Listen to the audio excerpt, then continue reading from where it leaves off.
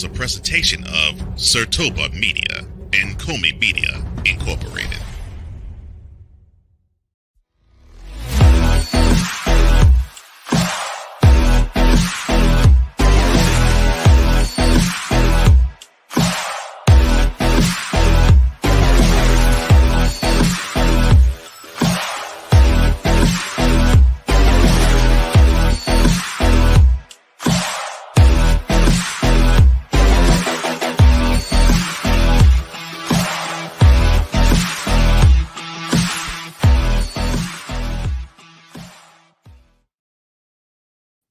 The Philadelphia Eagles acquire wide receiver Jahan Dotson from the Commanders for draft picks in a rare intra-division trade. Who benefited the most from that move? Juju Smith-Schuster returning to the Kansas City Chiefs after release from the New England Patriots. Is anyone within the organization going to be blasting the song Reunited and It Feels So Good by Peaches and Herb this afternoon? And Cowboys owner Jerry Jones guarantees quarterback Trey Lance a roster spot despite throwing 5 interceptions in Week 3 preseason game. All that and more on this edition of Total Football Talk.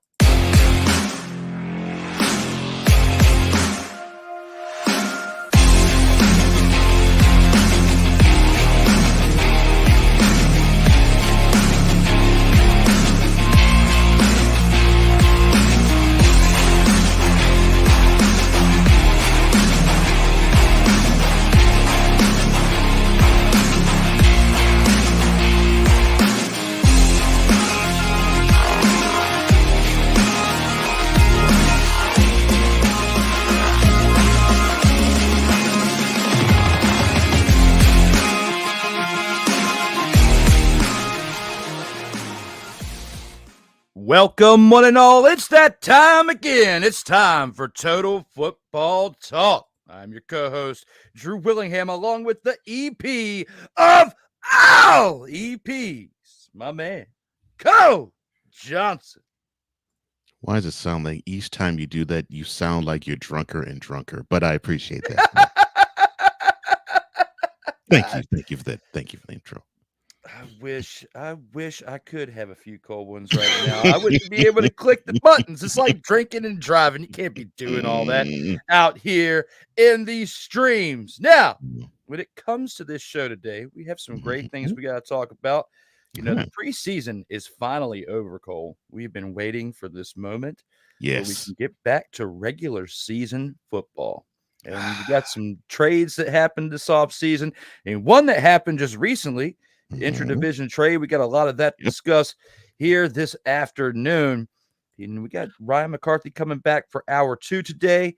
Things are a little bit in a different shift. But with that being said, we got CFL Week 12 to recap. We got Week 13's preview and all that, plus more. With that being said, let's go ahead and take this into the Gridiron Scoop, where we get this thing started.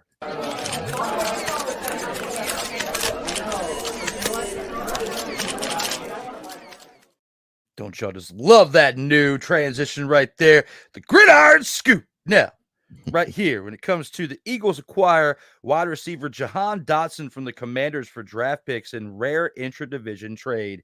What are your thoughts on this move, and who will benefit the most from it? You almost think when you see intra-divisional trades that the person who's getting traded, the team that he's going from, is insulting them. Now, I get that you got to get the best deal, and it involves any of the other 31 teams. That's obvious.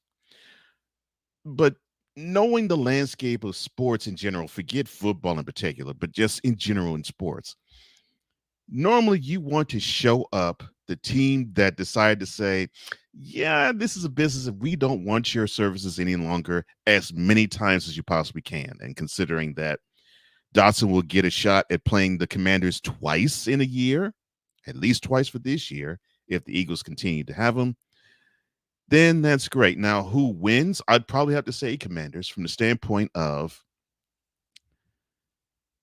you have Devontae Smith on one side, you have AJ Brown on the other. Unless there's a big injury that I don't know of, Dotson is going to be at best a number 3 option. Maybe even number 4 if they consider to use Saquon Barkley often out the backfield for the passing game. But I do have to say that I think the Commanders did the smart thing. They want to stockpile picks and they want to grow young, obviously, and they have an eye toward the future.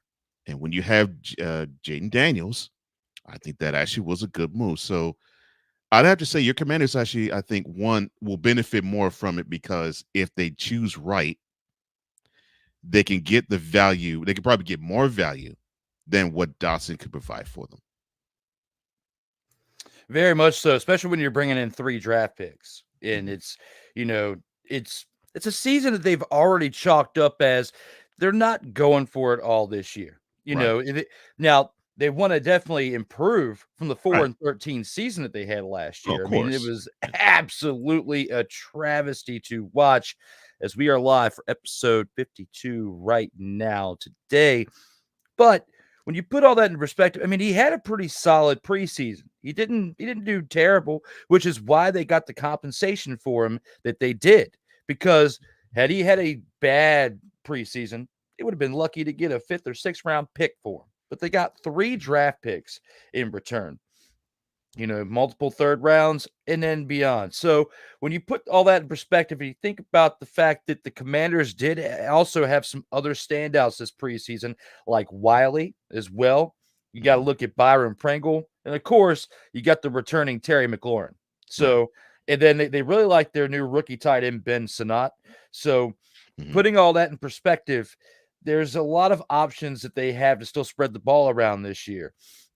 It is a little disheartening a little bit because you could see the chemistry that was built between Daniels and Jahan Dotson, because in that first game that they played together in this year, even though Daniels had limited snaps in the first 2 games, they had chemistry. They connected on one deep ball right there, and it was getting me excited for the regular season.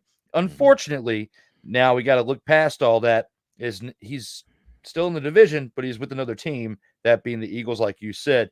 More than likely, and this is something that teams do when there is an intra-divisional trade and you're receiving a player from a rival, even if Jahan Dotson doesn't play a lot in the other 15 games of the season, he will play the most in those 2 games against the Commanders.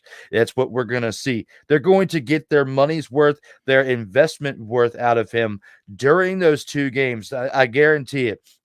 Smith and the rest, AJ Brown, they're going to still get their reps. They're going to still take snaps in those games as long as they're healthy. But, being granted with that.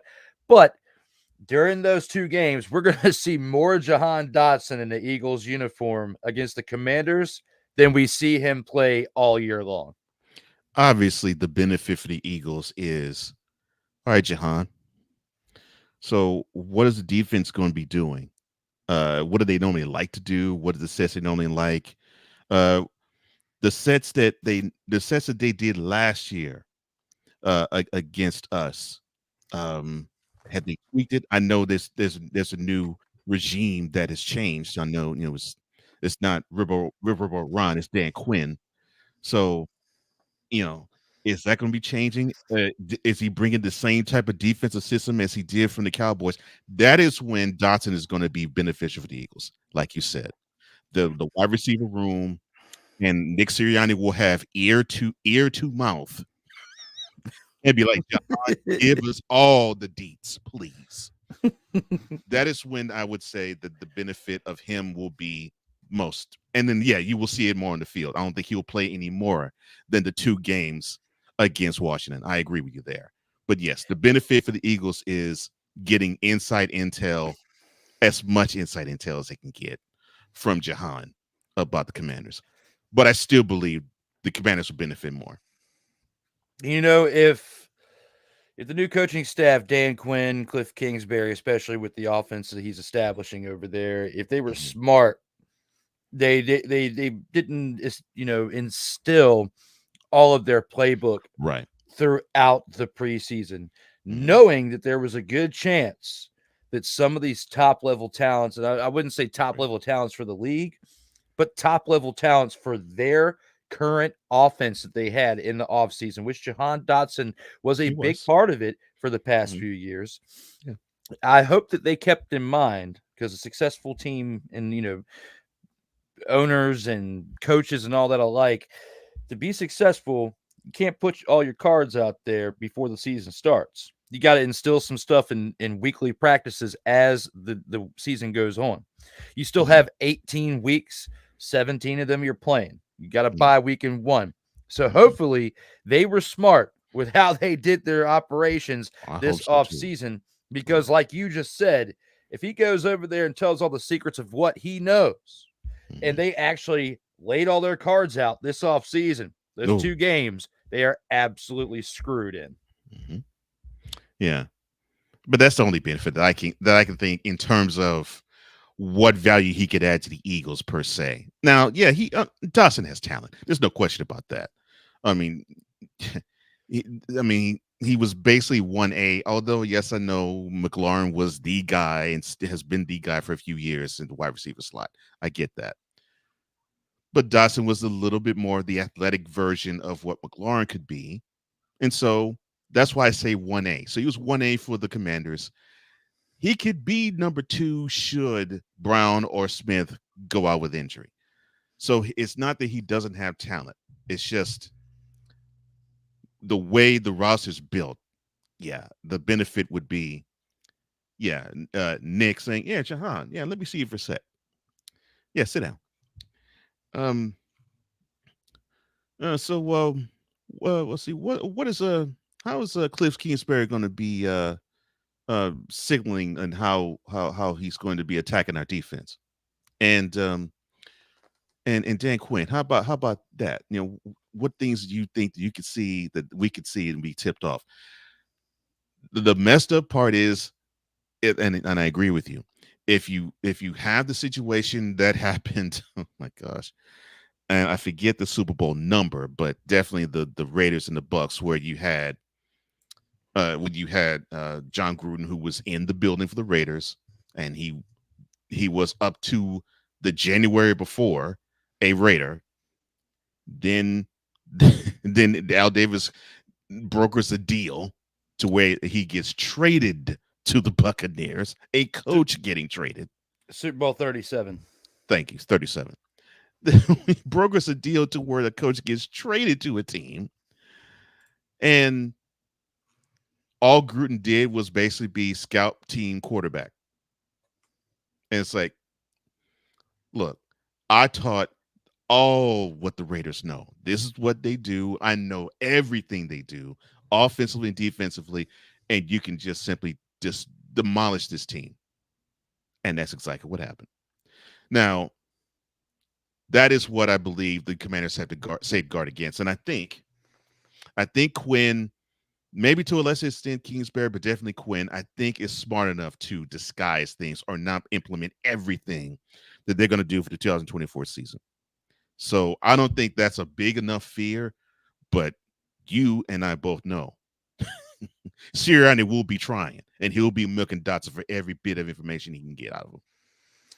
As long as Sirianni can spend time away from heckling the fans, okay? Oh gosh.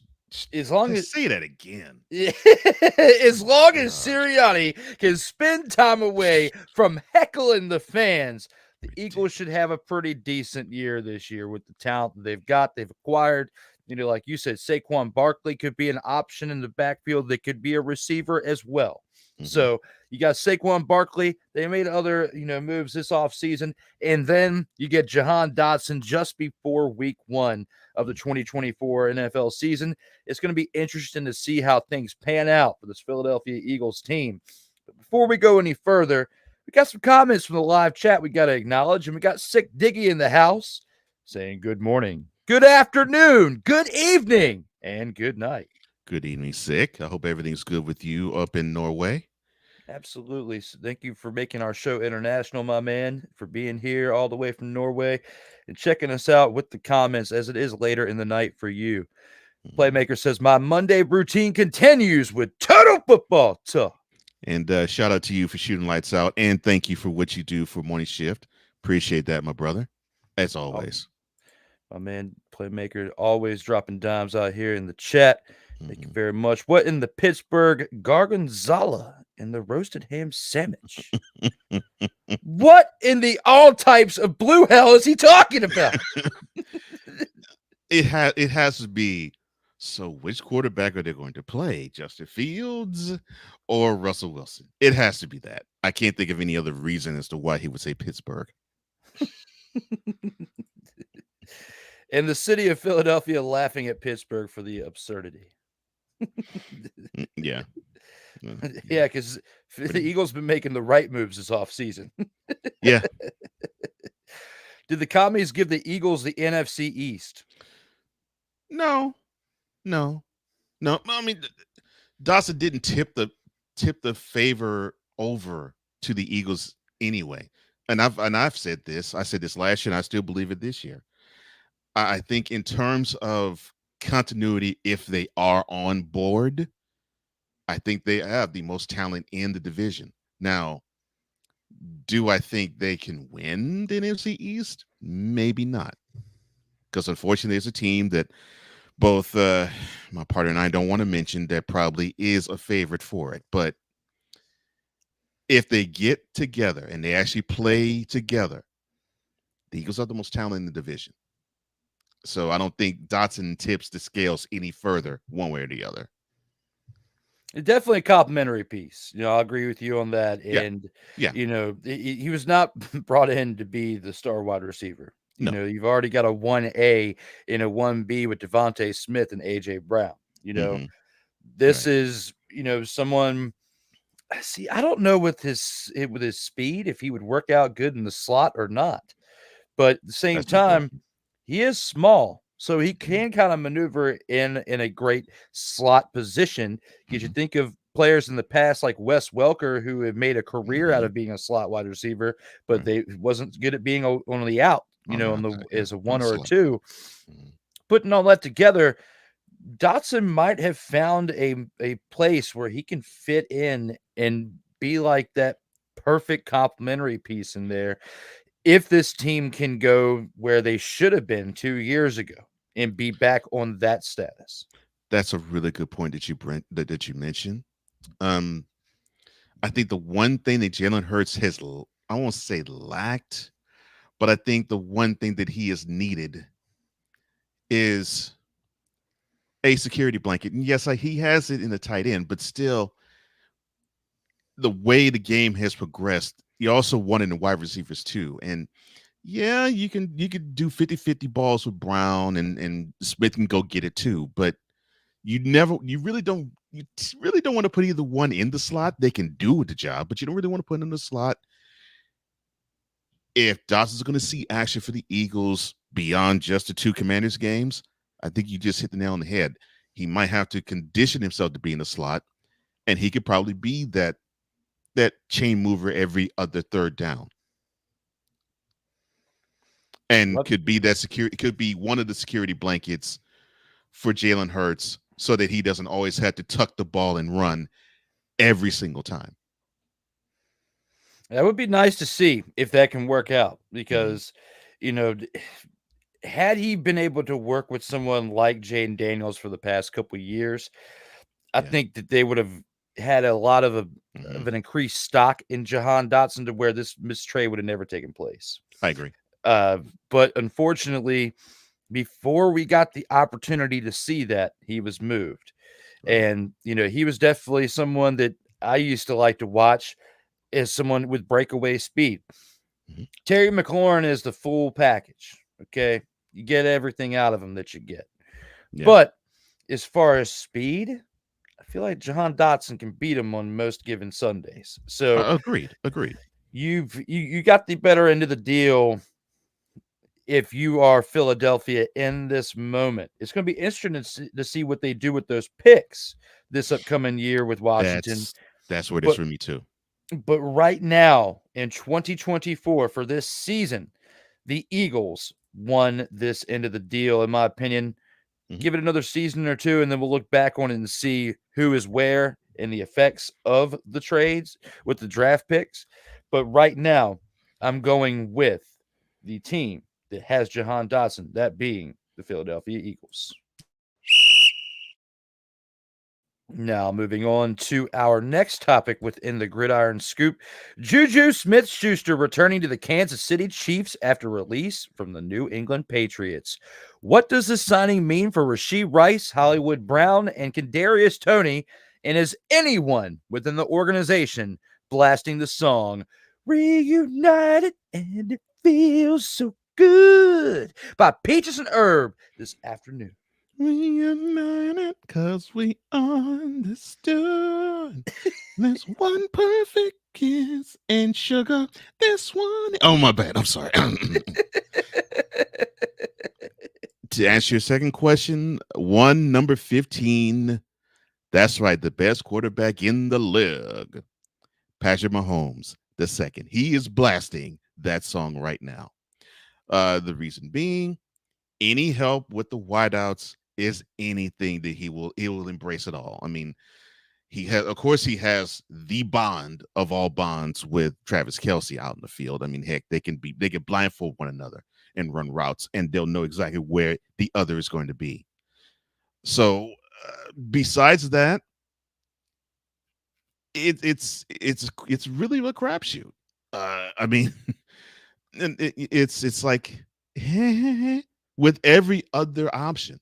And yes, that includes even the hot option that they drafted, and I still salute the Chiefs for the draft pick that they chose in the first round.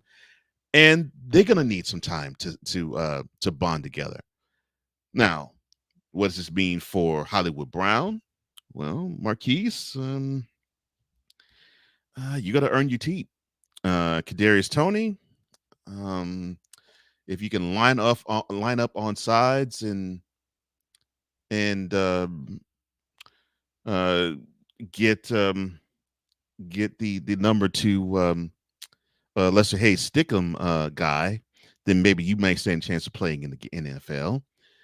Rashee Rice, in the words of D.L. Hughley when he used to be the host of Comic View, you need Jesus.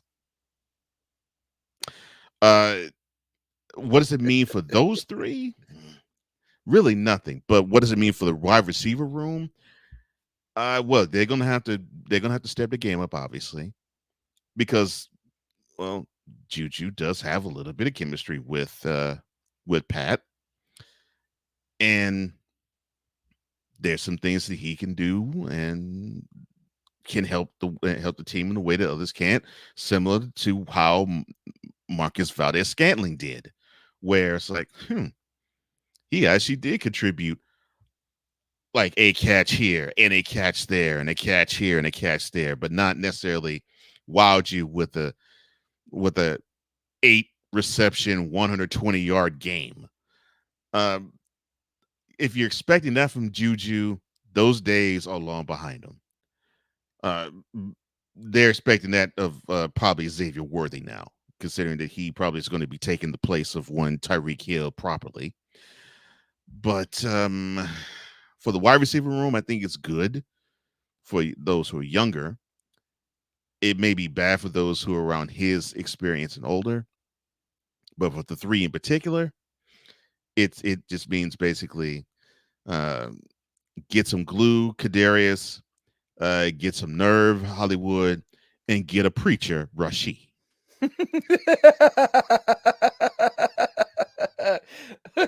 Get a preacher is my favorite part. That was great. Now, and with you saying that, had Rashee Rice not got in trouble this past offseason like he did, I don't think this move would have taken place. Oh no, the draft pick would not have been made. Exactly. 100. Because he was on the road to being the number one wide receiver on that team. Oh, absolutely. And you look at that with the Kansas City Chiefs and what they've done over the past 5 seasons, winning 3 out of 5, world Right. championships. Yeah. Mhm. They're trying to go for the actual three-peat this year, which would make 4 in 6 4 out years, of and that 6. would Woo. be absolutely insane if they do that. And the only other time this happened was the Steel Curtain Steelers. Mm-hmm. Mm. And, with them taking Xavier Worthy in this draft this year, they definitely spoke a lot of volumes about Mhm. what they saw with Hollywood Brown, Kadarius Toney, and then, of course, with Rashee Rice with the troubles that he got in. But Right. just like you had said, the kid needs a preacher. And Mhm. we're both on the same page thinking that had he not done the things that he did this offseason and gotten the trouble that he did, we would not be sitting here talking about this move today. Oh. We would be talking about many other things that happened this past week Right. instead of spending this time to fill it with the one move that they didn't need to make. If you look back on this 6 months ago, we wouldn't be talking about this right here. Right. We wouldn't be talking about them not only drafting Xavier Worthy, but bringing in Juju Smith-Schuster or Right. both. Potentially, even if they didn't draft Xavier Worthy, I could see them probably bringing back Juju just because he's familiar with the system. Of He course. hasn't been gone too long. Right. But I think the bigger move out of these two this offseason between the wide receiver moves is they wouldn't have drafted Xavier Worthy. Right. So because they would have used Exactly. that to maybe help with the offensive line because you just Mhm. lost Nick Algoretti, even Right. though they don't have any slouches on the offensive line. They don't. But at the same time, I just feel like with as offensive minded as Andy Reid is and how he wants to continue to establish the future, you can only continue to establish that with the limited picking of young wide receivers and tight ends. They generally are saved for the 3rd and 4th rounds if you look through his history of draft. Mhm. It's the big time offensive and defensive lineman is who he's known for taking early on. However, when you get somebody of the stature of Xavier Worthy right there at the end of the 1st round, it's kind of hard not to take him either. So I'm kind of conflicted, even though I feel like had Rashee Rice not got in trouble, you wouldn't have drafted Xavier Worthy or picked up Juju Smith-Schuster. One of the two wouldn't be there had he not had his troubles this offseason. And speaking of Rice. So we shall see how things pan out for the rest of this season for them. But yeah, we got Snowman checking in saying, hey, Snowman checking What's in. up, The one and Snowman? done comment. What's up, Snowman? Oh, She Lord. Rice needs a visit to the City Fifth. Oh, Lord. City Fifth? Really? Oh, my gosh. Juju's return also brings more depth to the Chiefs' passing game. Of course. Yeah. Mahomes will have more options to throw to. Like he needs options. But yes. and to your point about Juju and bringing a wide receiver back that has had some time with them and had some time to blend and bond with Mahomes. That's the same model they used with McCall Hardman. I mean, they let him walk last year. He was on the Jets this time last year, and then midway through the season, he found his way back on the Chiefs, and he so happens to catch the game-winning touchdown pass to give the Chiefs the back-to-back Super Bowl rings that they currently enjoy now. Now it's time to find out if one of these moves made the Grand Champ pick of the week.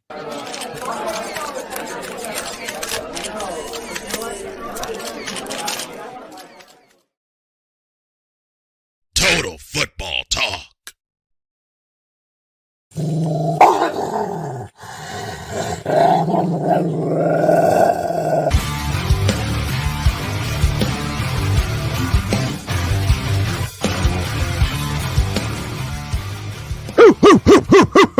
Where are my dogs at? Oh, I Lord. got mine right here. But it's now time to choose who our pick for the dog of the week is. We'll start this one off with Go. Well, you're probably going to think I'm off my rocker with who I'm about to select, sir. Uh-oh. But I'm going to select it. It is who's going to be in the featured attractions. Yes, ladies and gentlemen, Trey Lance, you, sir, are my dog of the week, because there is no way you should throw 5 interceptions and get your owner to guarantee a roster spot.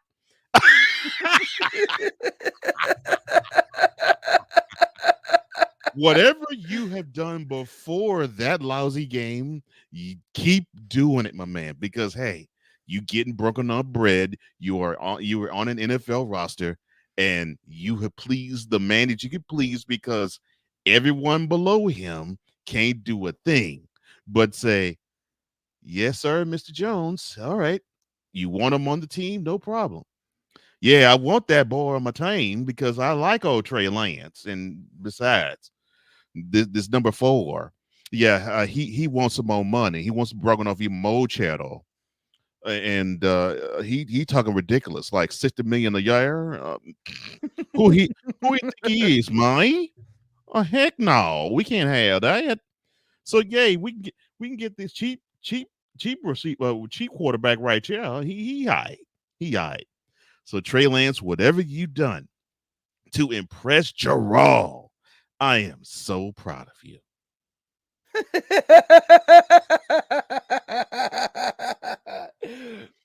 I've lost my whole train of thought after listening to what you just said.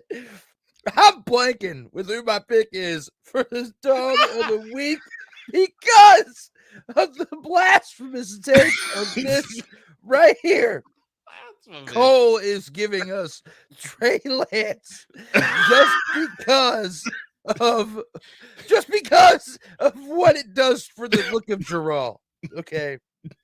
Now that I've regained my senses here, I'm sure you'll get a good pick. Sure. Now that I've regained it, I am now recalling my pick. So when it comes to this, that was great. You threw me off of my rocker there. That was great. So I could have gone about this in multiple ways. Mhm. But because of this team and what they've done this year in the CFL, Mhm. especially after how they started off a little rocky.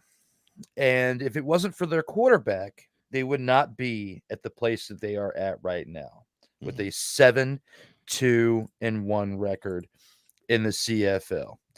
And I have to give this week's dog of the week pick to Drew Brown. Not spelled like mine, but with a U. Drew Brown, 390 passing yards, 3 touchdowns, and an interception, 2 carries for 17 yards. He was a big, big part of why the Red Blacks won this game, which we will be discussing here shortly when Ryan McCarthy comes on. But because of his leadership and because of what he's done this year to get them as the second best team in the league at this current moment behind the Montreal Alouettes, when we've seen teams like the BC Lions and the Saskatchewan Roughriders be up there in the top 3 for the first third of the season.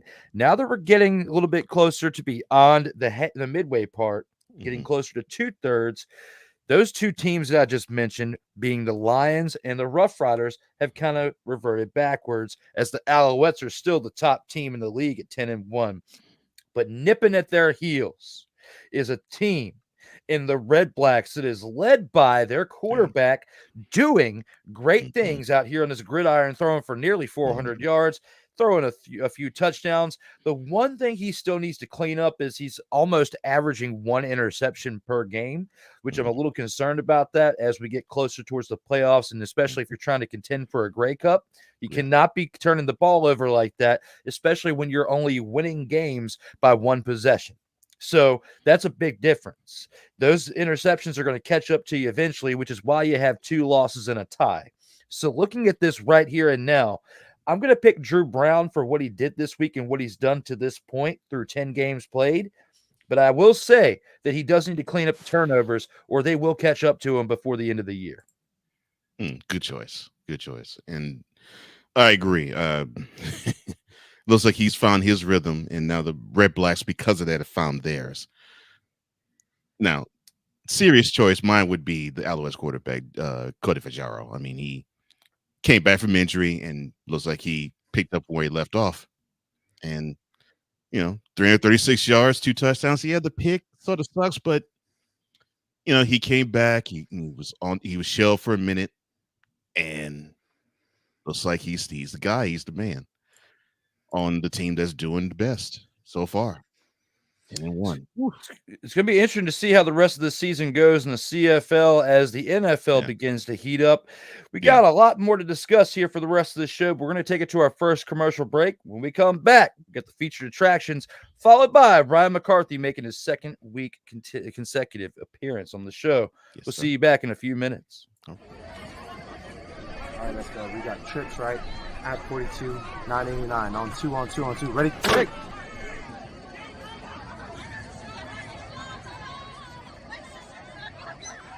We're just coming up next, the featured attractions. This is Total Football Talk. Comey Media Incorporated, creating content magic in the real world.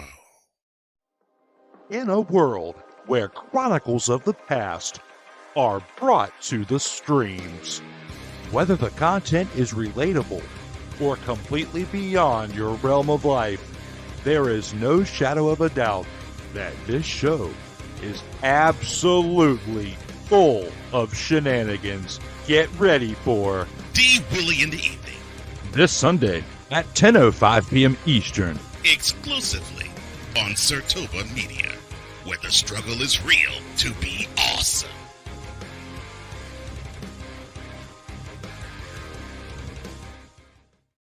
Hey, ladies and gentlemen. Hey, look. Hey, stop playing games. Y'all already know. Go ahead and toss him some Willie bucks. Ain't nobody playing around. Hey, $ D Willie 87. Go ahead, hit him up on the Cash App, and go ahead and give him some Willie the bucks. Look at Drew looking stoic, ladies and gentlemen. Stoic on that $10 bill. So go ahead, slide my man over some Willie bucks, and we good. That's all I'm saying. We good. Some Willie bucks. Sertoba Media, where the struggle is real to be awesome. Oh, yes. The tradition, the pageantry, the spectacle, the history, the slut. Wait. I gotta rep my brother's stuff right. All my DMV soldiers, stand up! And welcome to the Commander's Gridiron Report. You want your commanders to be repped right? Well, D. Willie is your man. Commander's Gridiron Report. Every Tuesday at 11:05 a.m. Eastern, 10:05 a.m. Central on the Sertoba Media YouTube channel. Music by J. Cool. Where my soldiers, right side, commanders. Where my soldiers, left side, commanders.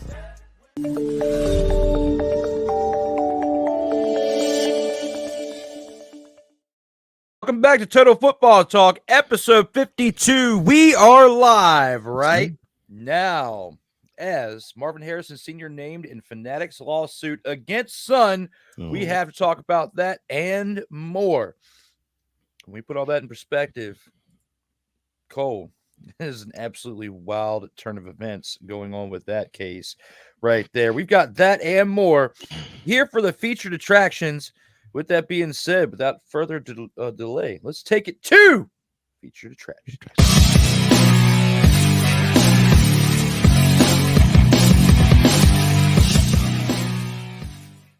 First up, you had mentioned in your dog of the week pick.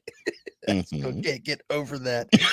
I was still tripping during the commercial break over that. But the Cowboys owner Jerry Jones guarantees quarterback Trey Lance a roster spot despite throwing 5 interceptions in Week 3 game. How far off his rocker is JERRAL?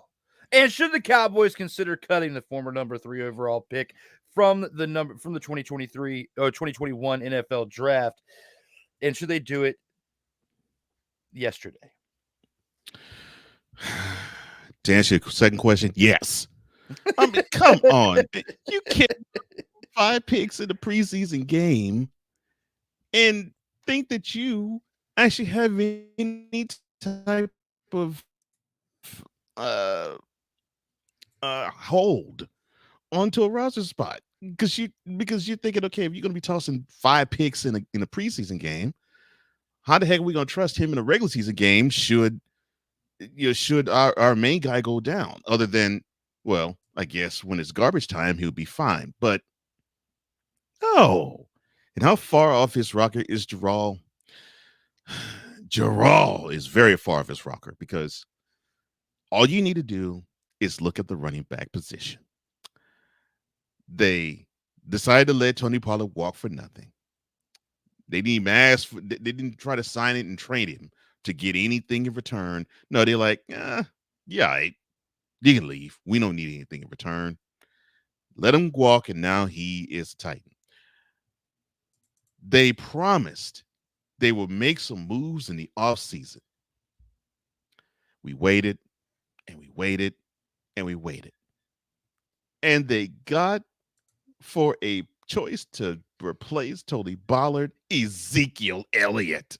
I mean, come on. This guy is 1 year removed from almost being on his keister, because Mike McCarthy had the bright idea of wanting to put him under center for a gadget play, and Dre Greenlaw was like, get out, move, little man. And he was only an offseason removed from being the second fiddle to Ramondre Stevenson in Foxborough. Ramondre Stevenson. JERRAL looked at him and said, yeah, we got to have this guy. I remember him. I mean, he was the man back in 2016. I think he can return back to Forum. I mean, I don't get it. I don't get it. And I know he's going to be blowing the candles to, I think, his 81st birthday in 2 months, a little less than 2 months. They were so inactive in the offseason. You had to understand something must be wrong. And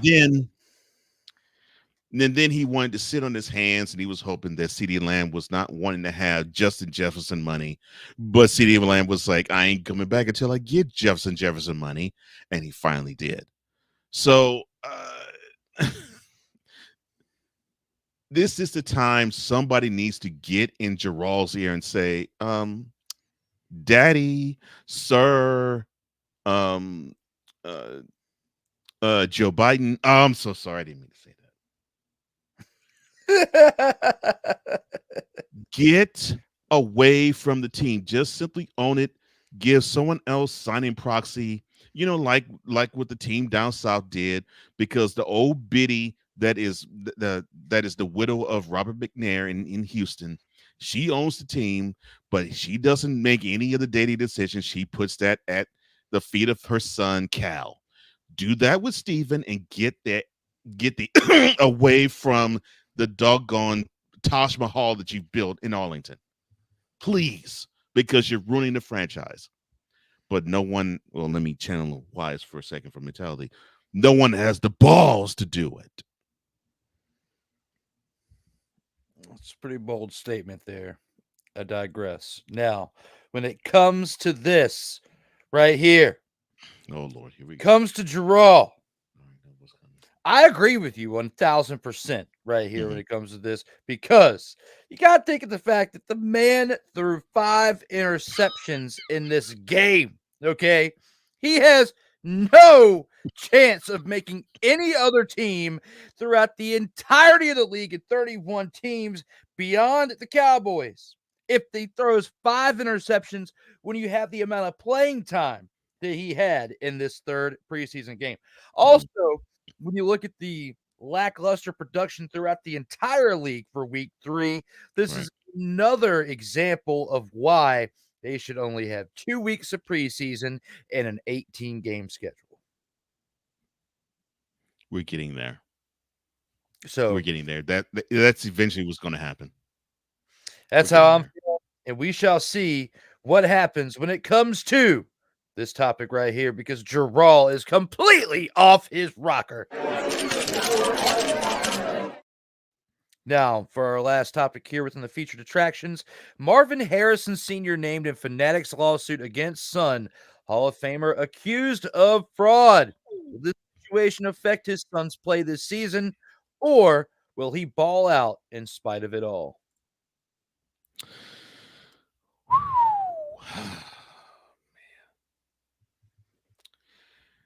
Look, Marvin Harrison Jr. is one of the greatest up and coming wide receivers that we've seen. I mean, we got a chance to see how he balled out in Ohio State. A little bit more in 2020 and 22 than 23, but he still did a pretty good accounting of himself last year at Ohio State. I think he has the tools to do well on the field, even though, yes, he is still trying to learn his own way in the league. And yes, I know he learned a lot from seeing what his father did on the field. But this has to affect him somehow. It may not affect his numbers per se, but it's going to affect his psyche. I mean, you have a man in his father who now he's implicated in this lawsuit. When he left the league, he left the league under a gun charge that quietly went away.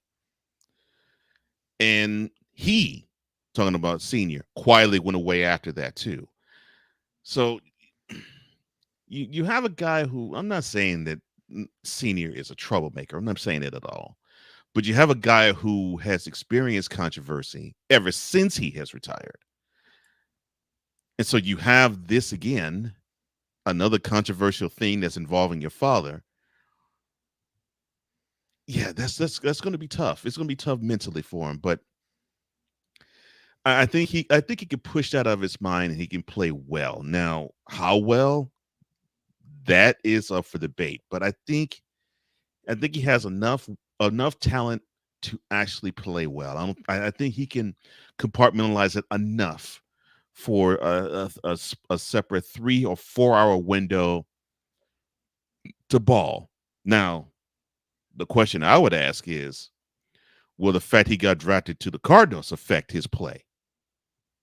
Because Call of Duty, I think, will affect him a whole lot more than his father being accused of fraud.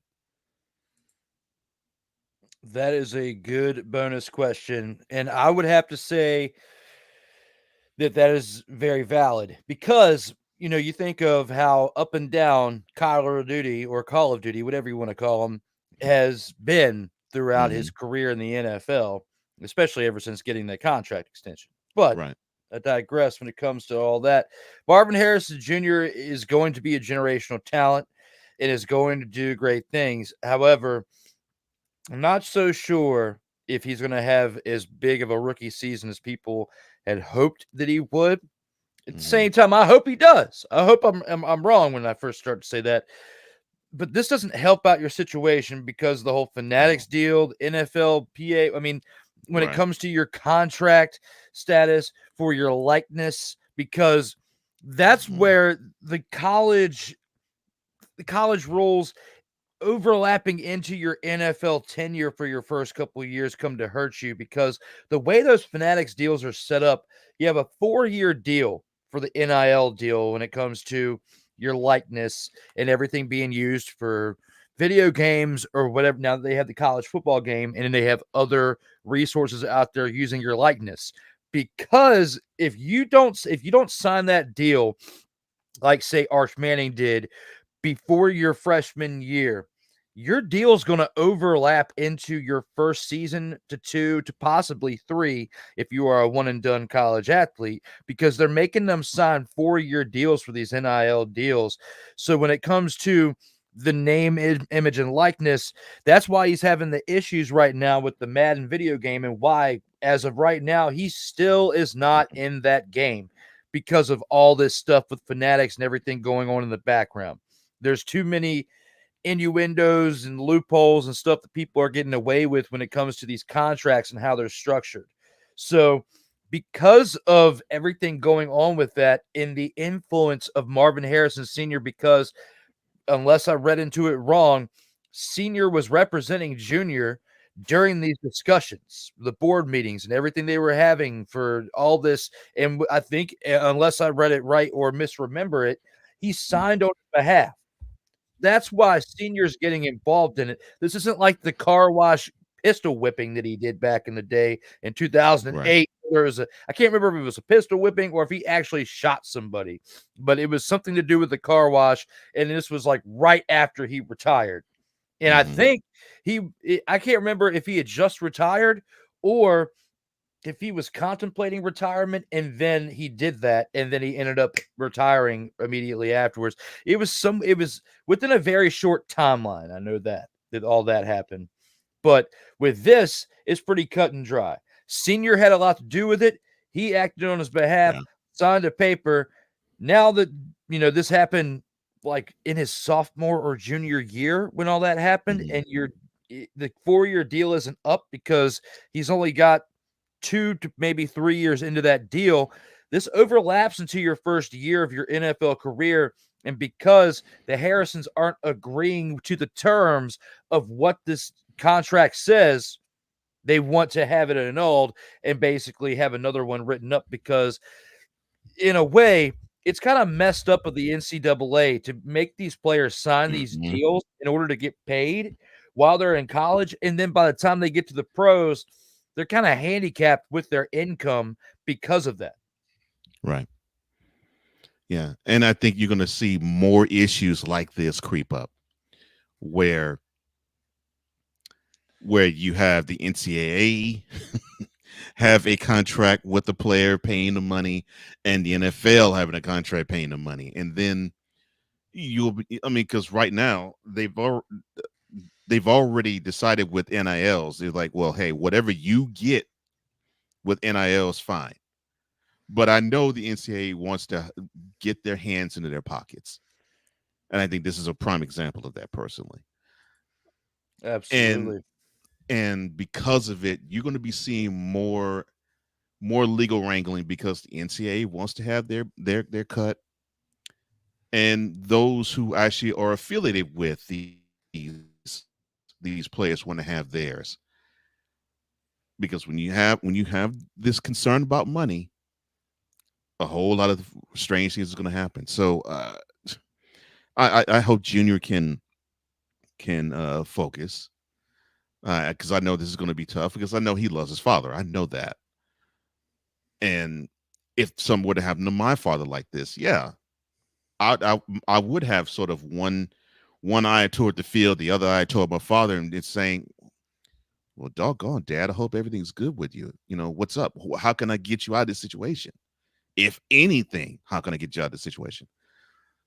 So, yeah, I think you're going to be seeing him split, but I don't think it's going to affect his play.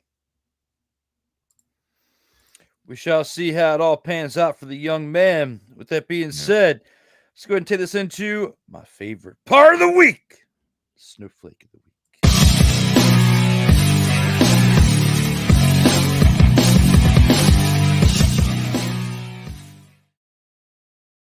Total football talk.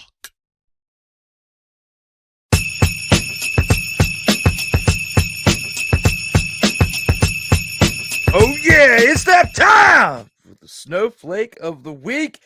With that being said, let's see who he picks. Let's start it off with Co.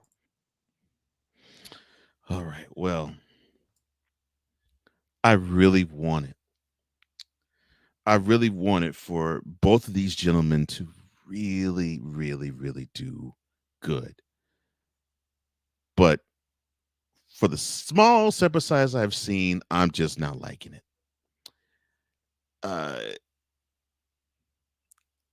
I put Justin Fields in the snowflake category last week. You're not going to get it this week. No, it's going to be Russell Wilson. And why are you getting it, sir? You're getting it simply because you had the audacity to have microphones shoved in your face and you do the Aaron Rodgers bit. You know what I'm talking about. Quote, RELAX. Relax. Everything is under control. You don't have to worry about Jack. We are on track. Close quote. Fool, You had a team pay you $38 million to go away. And you mean to tell me you're going to give them the everything is cool. You don't have to worry about a thing. Like you smoked chronic? Get out of here, man. Come on.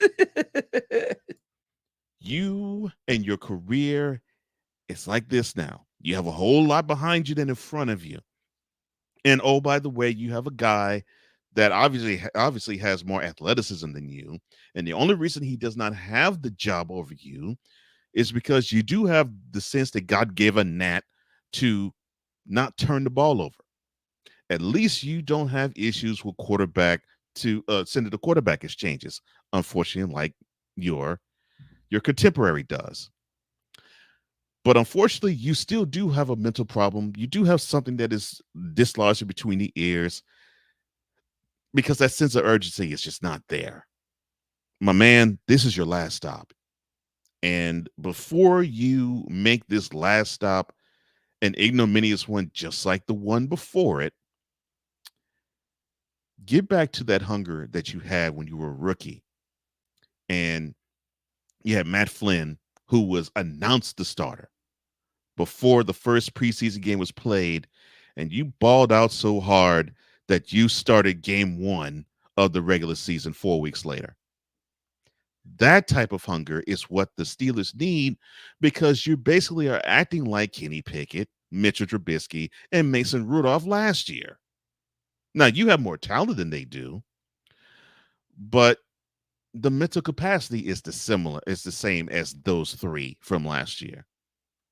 They wanted to escape from that, but now you're giving Yinzers an understanding that, man, we are not going to escape this crap pile of ridiculously underperforming quarterbacks.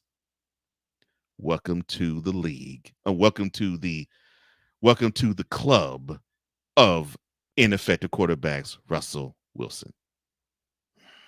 Jeez. It's awesome that you picked Russell Wilson, because I too picked a quarterback for my snowflake of the week. Okay. I'm gonna shift to Denver though. Okay. I'm going with Jarrett Stidham.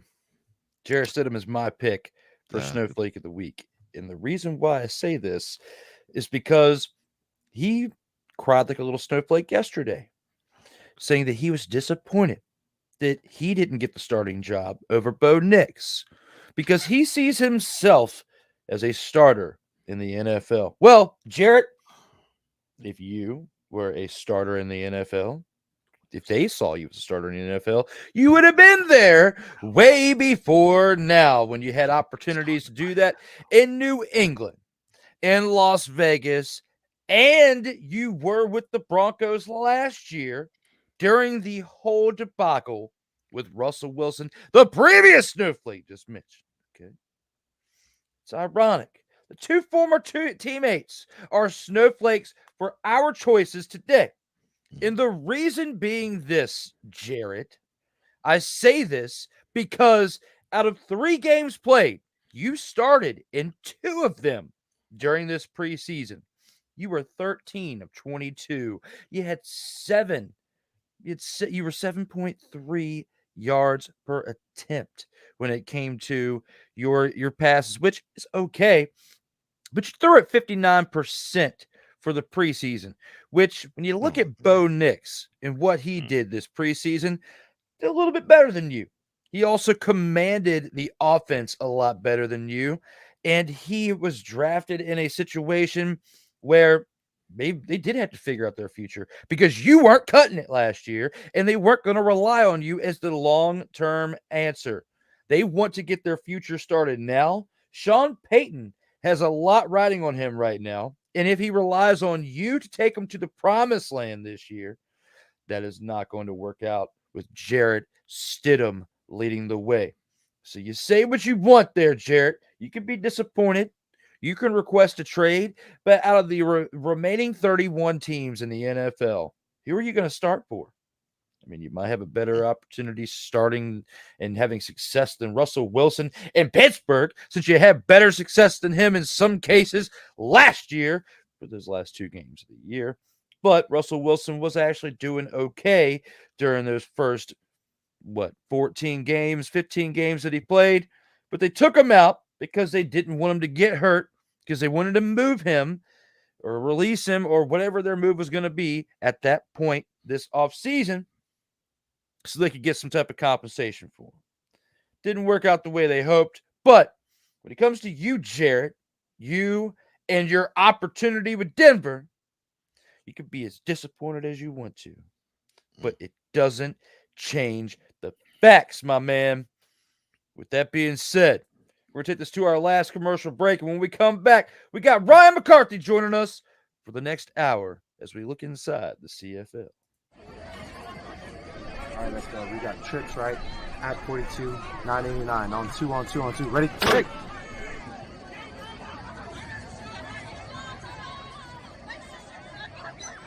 We're just getting started. Total Football Talk will return right after this. Whether it's news, the largest egg producer finds bird flu in chickens at a Texas plant, weather, devastating tornadoes rip through the heart of the United States, inspiration, a breast cancer survivor completed the journey of chemotherapy, and now begins a future one of matrimony or sports. Michael Jordan is shown on a photo with Diddy. LeBron James has a video extolling the virtues of a Diddy party. This has been yet another beating a dead horse presentation. We got you covered. BS3 Network, in association with Comey Media Incorporated, proudly present The Morning Shift with Cole Johnson. Live every weekday at 8 a.m. Eastern, 7 a.m. Central.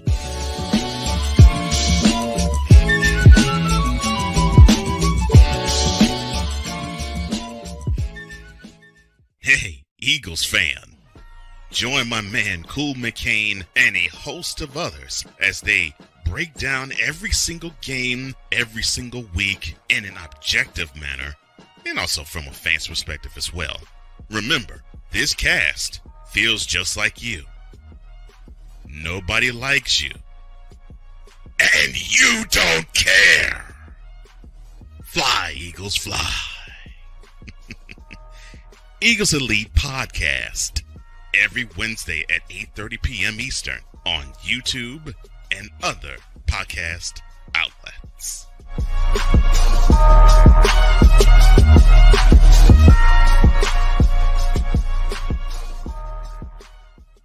Everything Boston. I love you morons. New Kids on the Block, New Edition. Dear whatever the law firm is. Sincerely, the U.S. Supreme Court.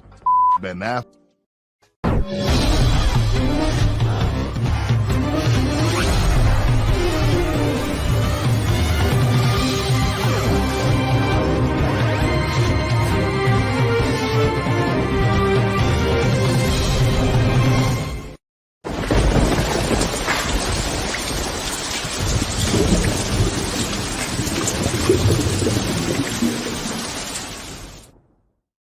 Welcome back to Total Football Talk, episode 52. Myself, Drew Willingham, and Cole Johnson are back. And Cole, it is time for you to introduce our guest today. All right, here we go.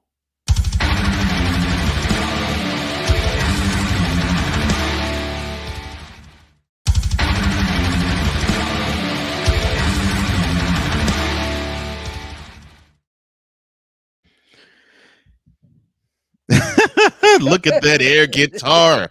Oh, I love it. I love it. And here to join us for the CFL talk, we are now inside the CFL with our air guitars extraordinaire. And the man who admitted this morning that Caitlin Clark is his queen. My queen. No credentials required. Its own Ryan McCarthy. How you doing, man? Wonderful, gentlemen. How about yourselves? I got some breaking news, by the way. I'm not sure if you got this news right before we came back.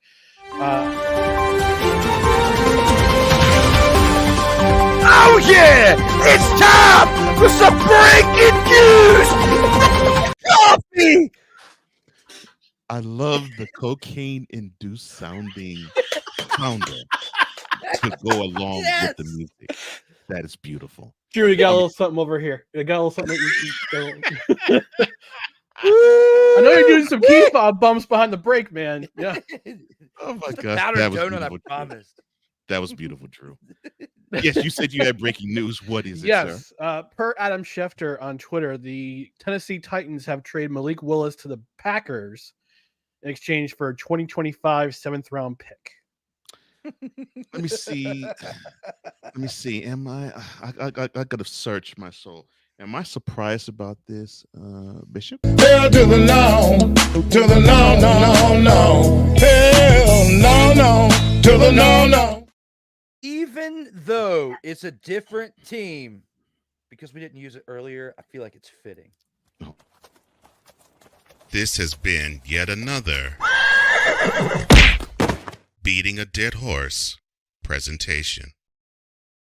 What are you talking about the Cowboys here? I know! But you still have Oh to my deal with beating a dead horse because unless you're going to put him at wide receiver, what's the whole point of this? He's not going to overstep Jordan Love. And the Titans have been trying to move him for the last two. In fact, I think they tried to move him ever since the preseason to his rookie season when they found out, no, you're not pretty much what we want for our future QB. Yeah, we got to have you go somewhere else. They've been trying to move him. So I'm not surprised.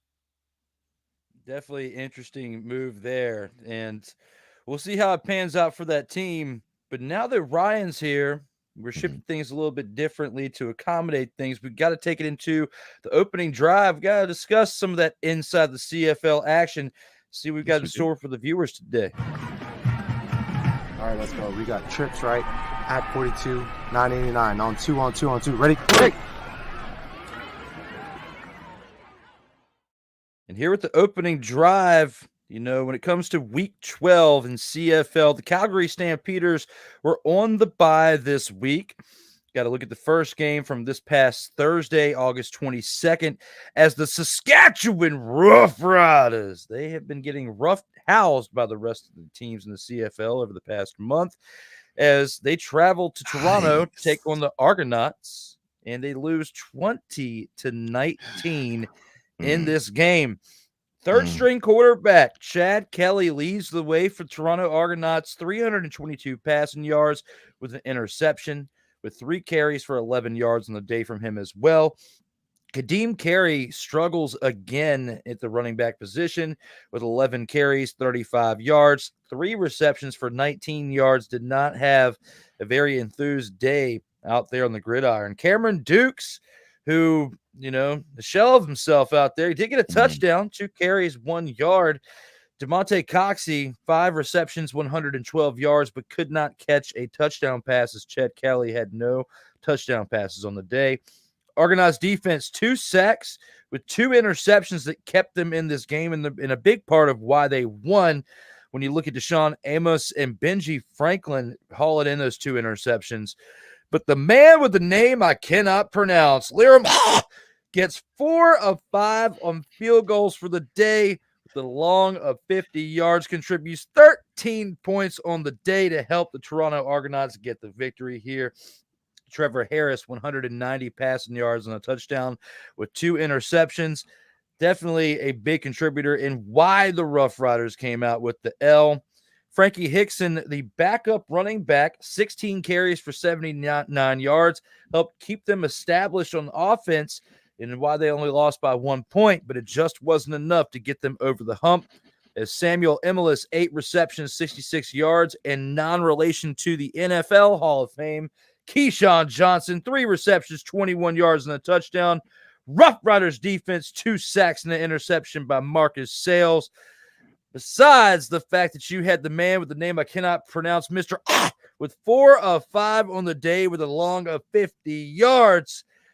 This game was something else. Ryan McCarthy started off with us and telling us if you could pronounce the man with the last name of. Yes, that would be Toronto kicker Wait, Liram before Hajrullahu. before. All right. Well, Sorry. and this is how Drew will pronounce the name.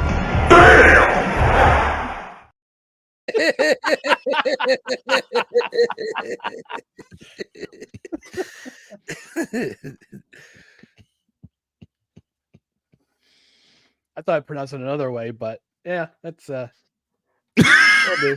That'll do.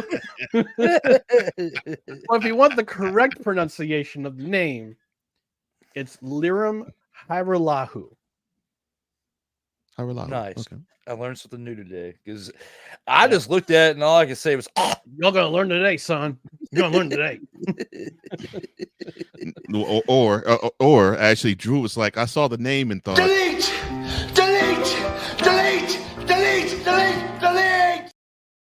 You know what's funny? I have a buddy of mine who is a podcaster. He's a Montreal Alouettes podcaster. Good friend of mine, Cliffy D. He has a funny nickname for him, and he likes to, when people come at him on Twitter, he likes to call him Liram, I will block you. go on the route of TJ, who's your mama? I like that. Uh-huh. Yeah. Nice. Now, besides the whole, dropping dimes with the names in this game, what was your overall thoughts looking back at this Thursday contest? Well, apparently what happened was that this game took place at the Canadian National Exhibition, which is kind of like a state fair. And from what I understand, Pat McAfee has said that the CFL is kind of like state fair football, but he likes the state fair. So it kind of had that feeling with the Ferris wheel and the rides in the background while the football game's going on at BMO Field. But this was a surprisingly more defensive game than I thought it was going to be. The Riders have a problem. They can't seem to keep their foot on the gas pedal when they need to, right? So they go up 10-0. They're up 13-7, 13-10 at halftime. 13-7 at halftime. I'm sorry, 13-10 at halftime. But they can't. Their offense just can't get out of their own way. They can't get out of their own way for the rest of the game. The turning point of this game was the defense holds, and credit to their defense. The Riders' defense is a good defense. They play hard. They got to the quarterback. They cause turnovers. They got ball hawks in the secondary, but they also bleed yards. So they made 3 stops within the 1 yard line within their 1 yard line. Stopped 3 third down stops. And then Trevor Harris throws that awful pick right before halftime. That was a turning point. That was a turning point of the game. And Chad Kelly actually came back. He actually came back from a 9-game suspension. He was their starting quarterback last year, led them to a 16-2 record. And then they got punched in the mouth. That's right, punched in the mouth in the Eastern Final by the Montreal Alouettes. But he's coming back from a 9-game suspension from off the field things that happened. He's kind of a bad boy when he was at Ole Miss and at EMCC, Last Chance U. Take that. That's right. Oh, I'm sorry, my bad. I'm bad. But he had some off-field stuff that happened with a trainer. Nothing was really disclosed. The league suspended him for the first 9 games of the season, so this is his first game back. And I was kind of curious to see if he had the same effect as Nathan Rourke had in his first game back off of 3. But the biggest difference here was that Chad Kelly had 9+ weeks to kind of prepare for his comeback, prepare for this game. He had a pretty decent game, 330+ yards passing. 322 yards passing, 1 interception. Argos had a tough time trying to find the end zone, but so did the Riders. And that's what it basically came down to was which team was going to make the most plays. And on defense, it was kind of equal, but when you're pinned back and you can't move the ball, that's a problem. And I think that's where they're missing AJ Willett, who's on, I believe he's on the 6-game injured list, along with Mitch Pecton, their wide receiver. They got hurt. They both got hurt in the Montreal game. So you're missing an impact player like AJ Willette, who can kind of grind out some first down yardage, maybe 5-6 yards, kind of get out of the shadow of your own end zone, which led to the game-winning field goal. And there was quite a discussion on social media. There's also another show on this on the radio network you're on, WQEE, the Rod Peterson show. They talked about whether or not to remove the rule of if there's a kick in the back that goes to the back of the end zone, whether or not that's awarded a point, because the game ended on a rouge and not a game-winning field goal. So there's a lot of discussion about that, and I'm a guy who says if you need to remove a rule, remove it if it makes sense. But in this way, it makes sense. It makes sense. It makes no sense to remove the rule because that's the way the scoring has been in the CFL, the modern day CFL, for the last 70 plus years. And there was a similar situation back in 2019. Week 4, we go back to Toronto. Week 4 in Toronto, 2019 season, the winless BC Lions and the winless Toronto Argonauts face off. Argonauts tie the score. BC Lions have very good territory. Go for the field goal. They miss the field goal. Sergio Castillo, who is now a member of the Bombers, misses the field goal. Chris Rainey collects the kick, but he steps out of the end zone. Single point. Kicker can't return the ball. Single point for the Lions. They went up winning the game. Guess who won the Grey Cup that year? The Winnipeg Blue Bombers. But that's just a real question. None of those teams wound up going to I don't think either of those teams wound up going to the playoffs that season, if I'm correct. So, but yeah, it's the rouge, the 1 point is in place because it rewards the other team for preventing. It rewards the kicking team from preventing the other team from returning it out of the end zone, like we saw a week ago when Walter Letcher returned to kick 125 yards for a touchdown for the Alouettes. So the rule's in place because it's in place. That's why it's there. So there's no need to change it. You know, you bring up some interesting facts with that, and when you bring up Chad Kelly, it makes me look back at like when the New York Jets had Brett Favre and Jen Sturger was the trainer. Mm-hmm. And you got to look at that situation. And this man gets 9 games suspended, yet Favre got none. Now looking at that, pretty interesting. But I mean, there's 2 totally different scenarios there. The reason why I put him in as QB3 is because, I mean, if you're starting week 1, I'll look at you as QB1. Yeah, and you got QB2, and then he comes in. He is their 3rd starting quarterback of the year. Now I get where you're coming from, and he had 9 weeks to prepare. A lot of good things came out of that is the fact that they had won the game. You don't have to win them by 1 to 2 to 3 touchdowns. You just have to have more points than the other team. And they did. That's what they got here as they won 20-19. And you broke that game down very eloquently and deservingly so, as you are the CFL insider out here in these streams. Cole, you got anything else to add to that? Yeah, 2 things. Ryan, did I hear you say face off and we're talking football? Did I say face off? Maybe. I could have sworn I heard face I mean, off. it's in Canada. It's in Canada, so I mean, hockey's the big sport in Canada. So yeah, I was like, face maybe. off. What we talking NHL now? Oh wow. But no, that and yeah, if there's any rules that need to be removed, remove the NBA. Oh no, sorry, wrong show. My bad. Ooh, my bad. Well played. All the right. NBA Sippy Cup. Thank you, sir. Oh gosh. This was the type of game that the Roughriders needed to play, and this was the type of game that I think would actually be conducive to a win. And I think when we were talking about this game last week, Drew, I think this is what you were seeing. And you had the hopes that if they played a game like this, more than likely they'll go in Toronto and they'll take the W. Ryan said a really good point. When you have a game like this, and this is my favorite type of game, where basically a score like this basically says all 3 phases on both sides contributed somewhat to the game for both teams.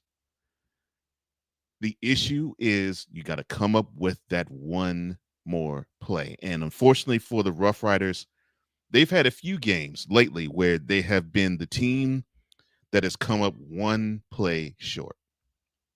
And here it is again. The defense fought their butts off. The offense, well, I mean, they're up and down, but they came one play and 1 point short. And that's something they're going to have to tweak. That offense needs to get an identity. They need to find a way to get that running game going, because that defense needs to be helped out. And you help out the defense with running game. They need to get a stronger running game, a more committed running game, to actually put pressure off the QBs, as we saw in this game. The Argonauts put pressure on them. They got 2 sacks and 2 picks from them. So the running game needs to be more of a thing. And if that can happen, good. If they're going to struggle on offense, you're going to see more games like this, where unfortunately the Roughriders are going to come up on the short end, and they came out on the short end in Toronto. But kudos to Chad Kelly coming back and give you 300 yards in the air. Whether it was Chad Kelly or not, I think that the Toronto Argonauts, with the way the Roughriders have been playing in the past 5 weeks, they're 0-4-1. Okay, they started the year out 5-1. I was all up here going, the Saskatchewan Roughriders. When was the last time you heard me get all hype about Saskatchewan in that factor alone? I've really tried to put that hat on, but it's been really tough. When you look back at the past 5 weeks, ever since Trevor Harris and AJ Alouette got initially banged up, they have had a hard time coming back from that. They were 5-1. Everybody was healthy. And then once they started getting banged up, that's when they started going off the cliff and then facing some other teams that were just a little bit better than them overall as well. They're not the only 2 players that have been banged up this year, but probably 2 of the most important position players that have gotten banged up, and they just haven't been able to recover yet. Right. So we'll talk more about that once we get into our next game, when we actually get to the 2-minute drill. But right now, I just don't have a good feeling about the Saskatchewan Roughriders team. Moving on to Friday, we got to talk about the Hamilton Tiger Kitties as they traveled on the road to take on the Winnipeg Blue Bombers.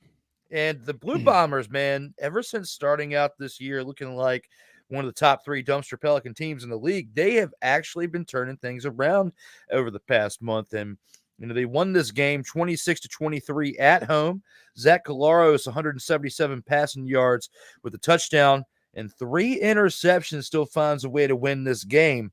You got Brady Oliveira, 18 carries, 120 yards, 1 reception for 8 yards.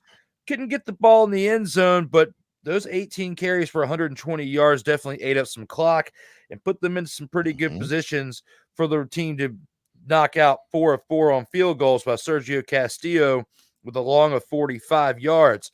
The Blue Bombers defense was a little quiet on the day with only 1 sack, but Ontario Wilson had 6 receptions for 72 yards, and Kenny, not the King, Lawler, had 2 receptions for 17 yards, and that 1 lone touchdown hauled in by Zach Collaros as that pass came from him. Yes. On the other side, you got Bo Levi Mitchell, who only had 220 passing yards, could not get the ball in the end zone, but Greg Bell, the running back, had 12 carries on the day for 41 yards and 2 touchdowns.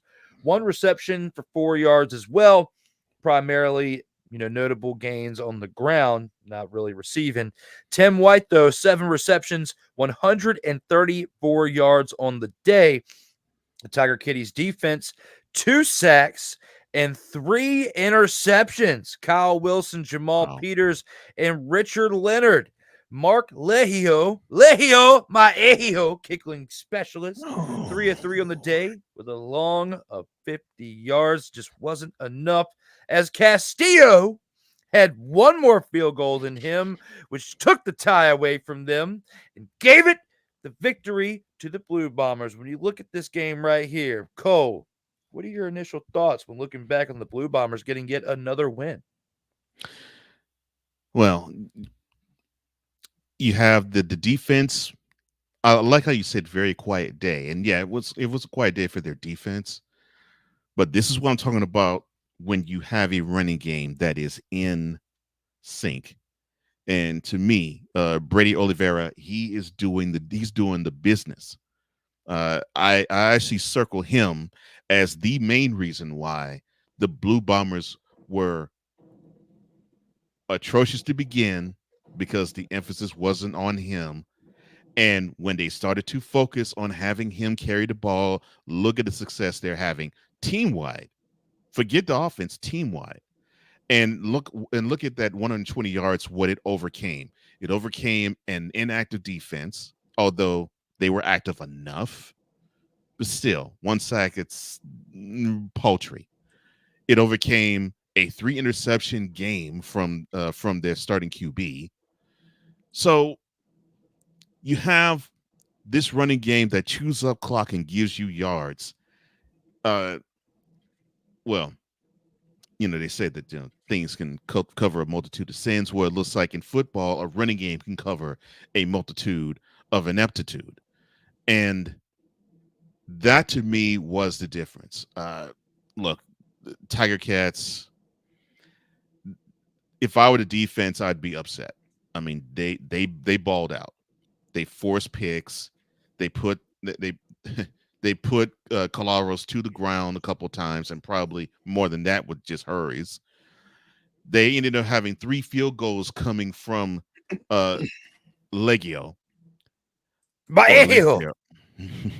Or Legio. They end up having all of this happen. Good special teams play, good defensive play, but the offense couldn't run the ball all that much. And yet you had a good outing from a wide receiver, but you couldn't put the ball in the end zone enough. And you can't, if you're on the road and you have the opportunity to steal a win, you can't come up short like that. But kudos to the Blue Bombers. They have found their groove. I think they have found the motivation for them to really get on track. And I got to give it to Brady. He's the guy. And no, I'm not talking about Tom Brady. The second. Now, what do you think about that? Oh, Lord. They're right. Junior!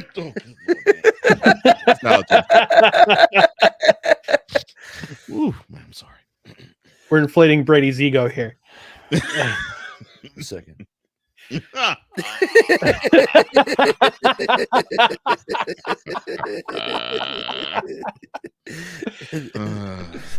guys want to hear a fucking story? His name is Junior.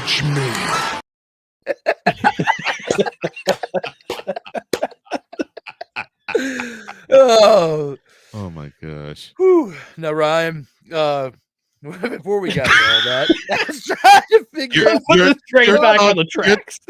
Your thoughts on the I'm sorry. Did you say get it on the tracks? Oh.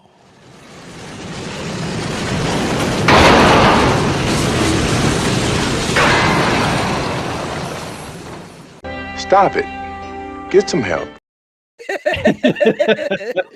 I believe it is your turn to actually tell us your thoughts on the Tiger Cats or Tiger Kitties Blue Bombers game, sir.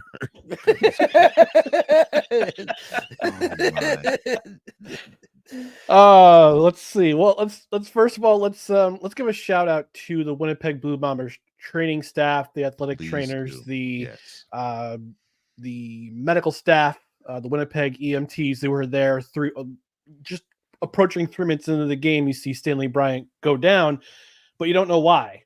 And he's down on his knee for a significant amount of time to get him back up. He's starting to walk to the sideline, but then he goes back down on his knee, and it's like, oh, something's going on. Something's going on. And bring out the trainer, bring out the EMTs. You see him you don't really see a whole lot, but you see, all of a sudden you see an IV, somebody holding up an IV bag, and you're going, oh no, this is not good. This is not good.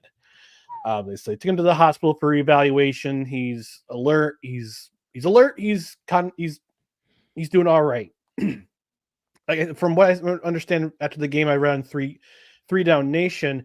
head coach Mike O'Shea attributed the cause to a combination of heat and of illness that Stanley Bryant was fighting during the week. So it's good to see that it's nothing really majorly medical, like a heart issue or a brain issue. Nothing really serious. It's internal.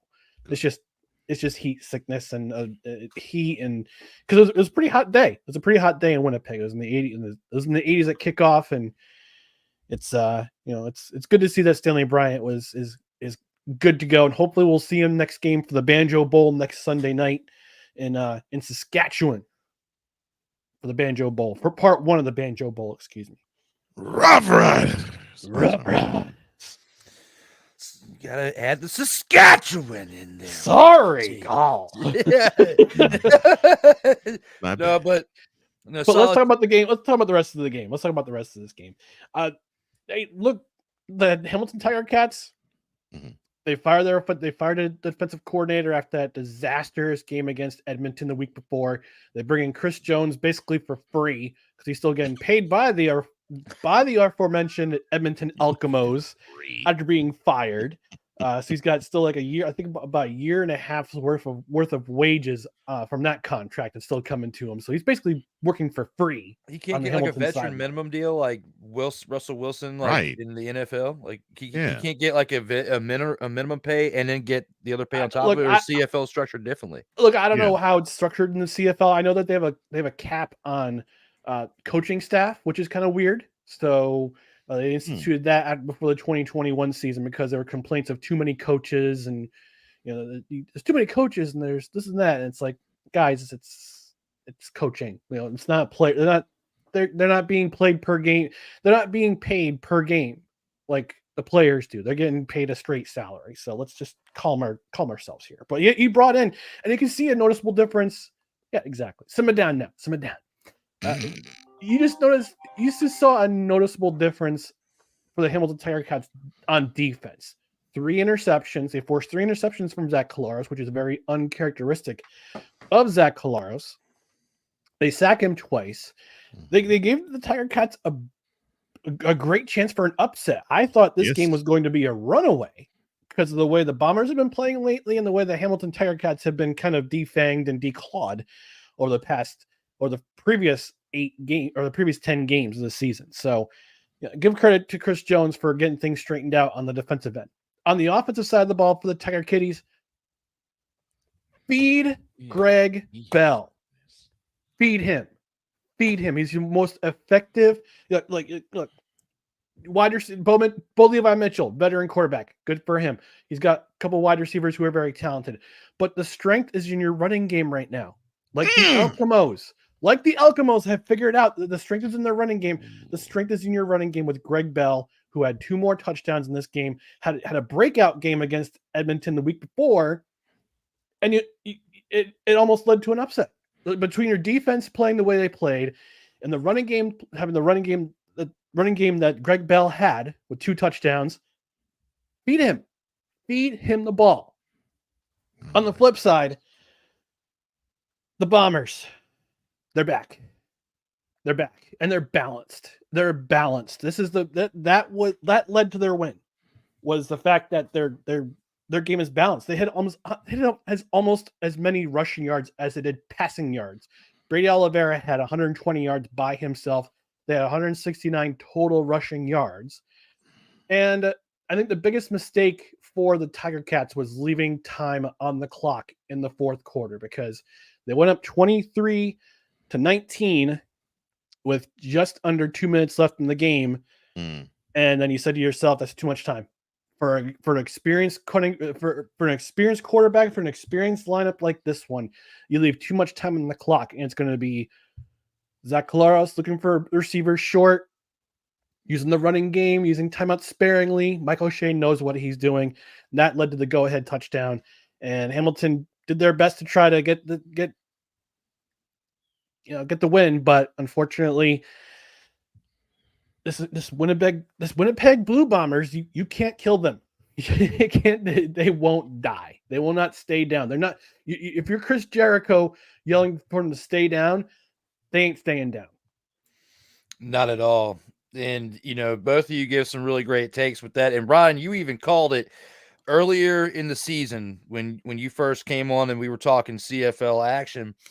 You said, don't sleep on the Blue Bombers, because even though they're starting off rough, they can turn this thing around. And it's looking like this is very well possible when we are now at a point when the Blue Bombers are only one game under 500. And I would not think that at this point, through 11 games, that we would be saying that. I didn't say completely rule it out, even though I was throwing shade on them earlier, but I thought that it might be like week 16, 17, maybe 18 before we get anywhere close to seeing this team get to 500. And I was saying that, with in CFL, if there's anybody I'm going to believe, it's you. And just looking at this point right here and now, when they're only 11 games in and they're only one game under 500, it goes to show their true grit. It'll be able to turn this thing around after a very, very lackluster start to the year. Yeah, and they've won their last 4. They've won their last 3 in a row. They've won their last 4 out of their last 6. So they're in position. Right now they're in second. They're in second place in the West Division. They have a home playoffs. They have a home playoff game right now. If the season ends today, they're in the playoffs and they're hosting the BC Lions in the Western in the West semifinal. Look forward to seeing how the rest of this year pans out. I'm not going to jump off the bandwagon from the Roughriders and become a Blue Bombers fan, okay? But what I will say is they've got my interest now. Okay, they have intrigued me. I'm very curious to see how the rest of the year. Yes, they've piqued my interest, and I'm very intrigued by what I'm seeing out here. So when I look at this right here and now, we'll see how the rest of this year goes. We have 2 more games to recap. Our next game that we have, the Edmonton Elkamos are on the road. They travel to Montreal on Sunday, the 25th. They did. Cody Fajardo is back, throws for 336 passing yards, 2 touchdowns and an interception with 2 carries and 8 yards on the day. You've got Kyle Spiker with 5 receptions and 107 yards, 2 touchdowns from Kyle out here on this day. You also got Charleston Rambo, 3 receptions, 95 yards. The Alouettes defense, only 2 sacks on the day. They couldn't get any turnovers, but the 2 sacks helped them out for their cause. They still won by 4 points. Then you have to look right here at McLeod Bethel Thompson, 200 passing yards on the day, 2 touchdowns and an interception as well, 2 carries for 12 yards on the day. Kevin Brown, 16 carries for 105 yards. That right there, when you look at those numbers, it's kind of putting you in the Brady category from the running back we just spoke about in the last game right here. Because, he had 16 carries, 2 less than old Brady, and only 15 yards less. So it's in that category. The man who sells you insurance on his days off, Curly Gittens Jr., 4 receptions for 30 yards and a touchdown, along with Geno Lewis, 3 receptions for 26 yards and a touchdown. The Elkamos defense, 2 sacks and an interception by Devodrick Bynum. Looking at all this right here and now, what do you think? Cow is your namesake within the name Cow, living up to expectations.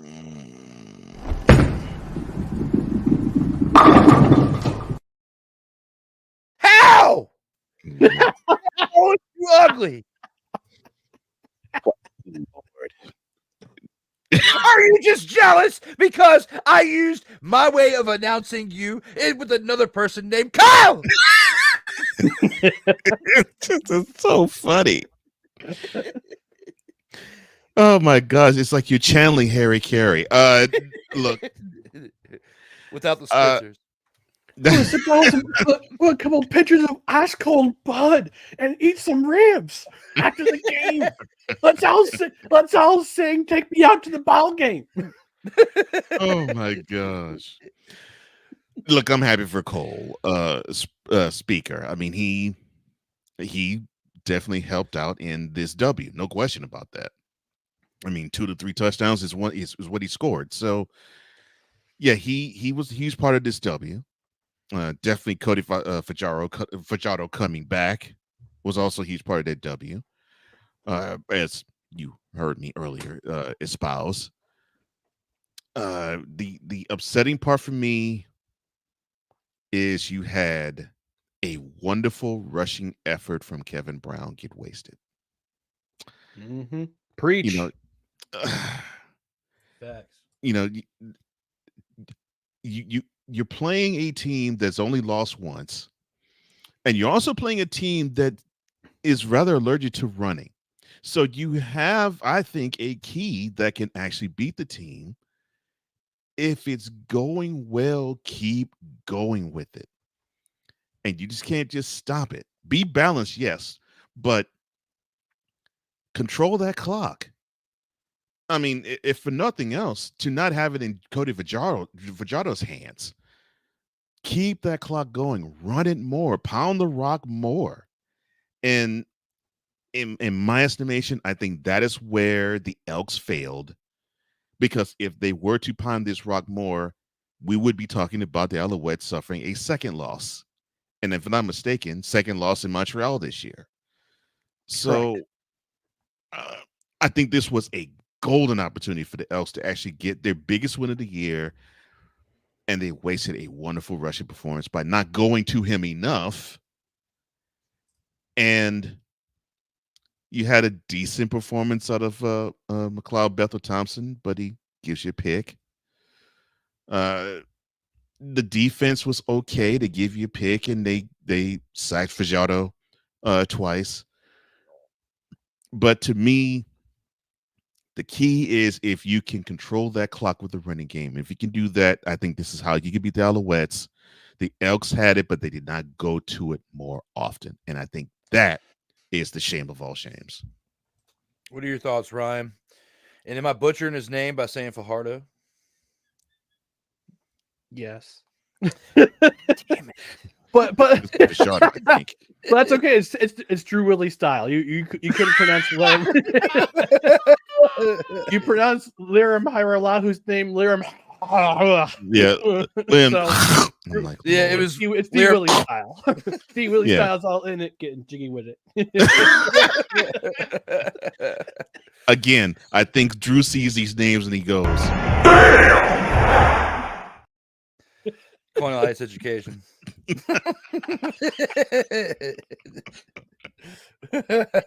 Well, first off, let's talk about this. Let's talk about the Alouettes uniforms for this night. Commemorating the 50th anniversary of their Grey Cup win. Grey Cup winning team. It was kind of odd to see Wally Buono in Alouettes colors, but because considering his coaching career was primarily with Calgary and with BC, but I gotta say those uniforms with the Delta on the front, the numbers on the side, and the blue and the red, white, and blue, straight fire. I dig retro. Oh, and shout out to, was it you that you called the carpet somebody who said, yeah, what's it with these weak names? And you mentioned what the Alouettes stood for. I had to give you props for that. Thank you. Oh, yes. The fun fact. The fun fact of the week last week was the Alouettes. About the Alouettes name. But yeah, let's talk about this game in particular. Cody Fajardo coming back from injury. Looked a little bit rusty. I think it took him a half to get warmed up, and he led. They were down 17-6 at halftime. They go up 20. They go up 19. They go up 18-17. Two touchdowns in the third quarter in their first two drives. Let's talk about their defense, though. I think their defense is going to be the X factor of this team going forward. You know how many yards the Elkamos had in the third quarter of that game? You can't count on one hand because they had -2 yards in the third quarter. That's a doggone shame. Look at Drew's face. He's in shock. That's right.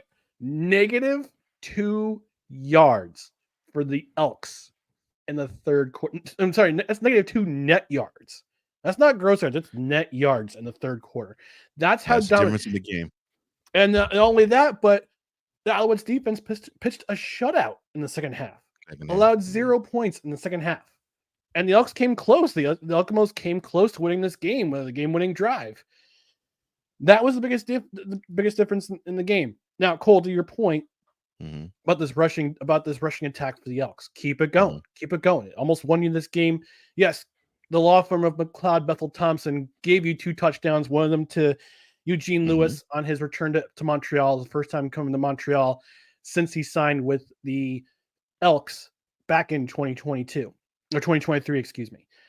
But yeah, the Elks can win. The Elks have come close to winning in so many games this year. I think this is the 4th or 5th game they've had this season that's come down to the last possession. It's crazy how their record, they could be first place in the West Division right now. But unfortunately, things haven't gone their way. They've faced better teams, or they've given up teams to give opportunities to other teams to win this game. And this was another one of those games where they didn't have a great performance in the second half, and that was a primary factor of Montreal winning this game. They just had a better their second half team primarily. Montreal's a second half team. We saw it in Saskatchewan both times. We saw it against Saskatchewan both times. We saw it against Edmonton the first time. They haven't had too many dominating wins this year, but this team is special in the fact Montreal Alouettes team is special in the fact that they don't need to blow out teams to win. Their only blowouts were against Winnipeg in week 1 and the 2 Hamilton games. So they don't need to blow out teams to win. They can do it with tough defense. They can do it with tough defense. They can do it with opportunistic offense. Cody Fajardo leading the way. I think, like I said, he needed the first half to kind of get his feet underwater, get back in the pocket. And some of the throws he made were just outstanding, just doing his thing. With he and Kevin Moss were chased out of Saskatchewan. They go to Montreal. They win a Grey Cup last season. Now they're back at this year. They're potentially winning the East Division, which will earn themselves a bye in the East Final. But yeah, Montreal's special. I think the story of the Alouettes season is their defense.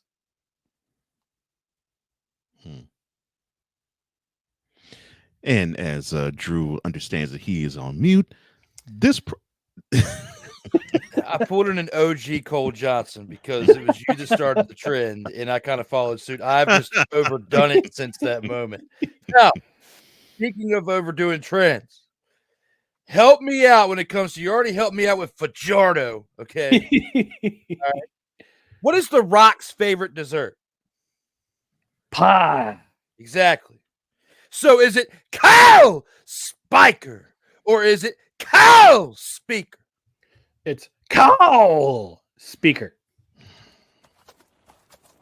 This has been yet another Beating a Dead Horse presentation. How?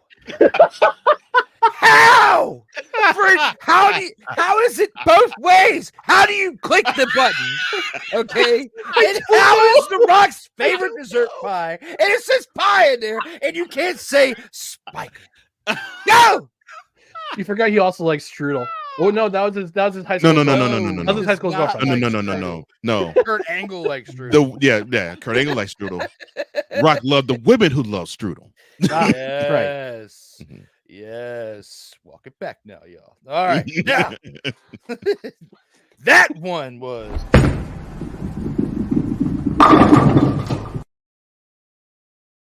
I'm still going to say Kyle every time I say his name, though, just because. With that being said, we have to take it now to the game of the week. Zipper it up, y'all.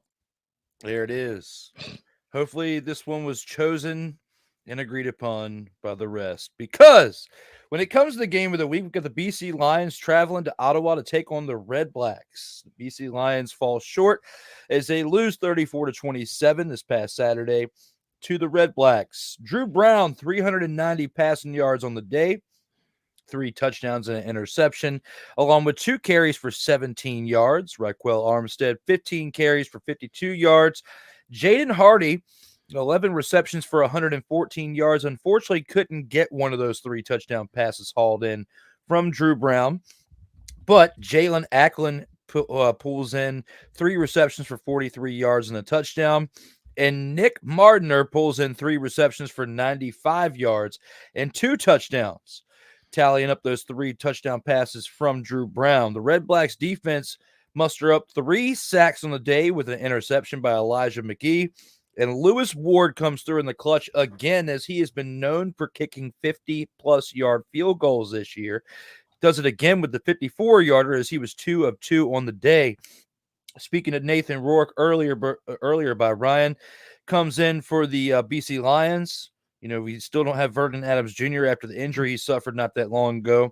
234 passing yards and an interception with 4 carries on the day for 63 yards.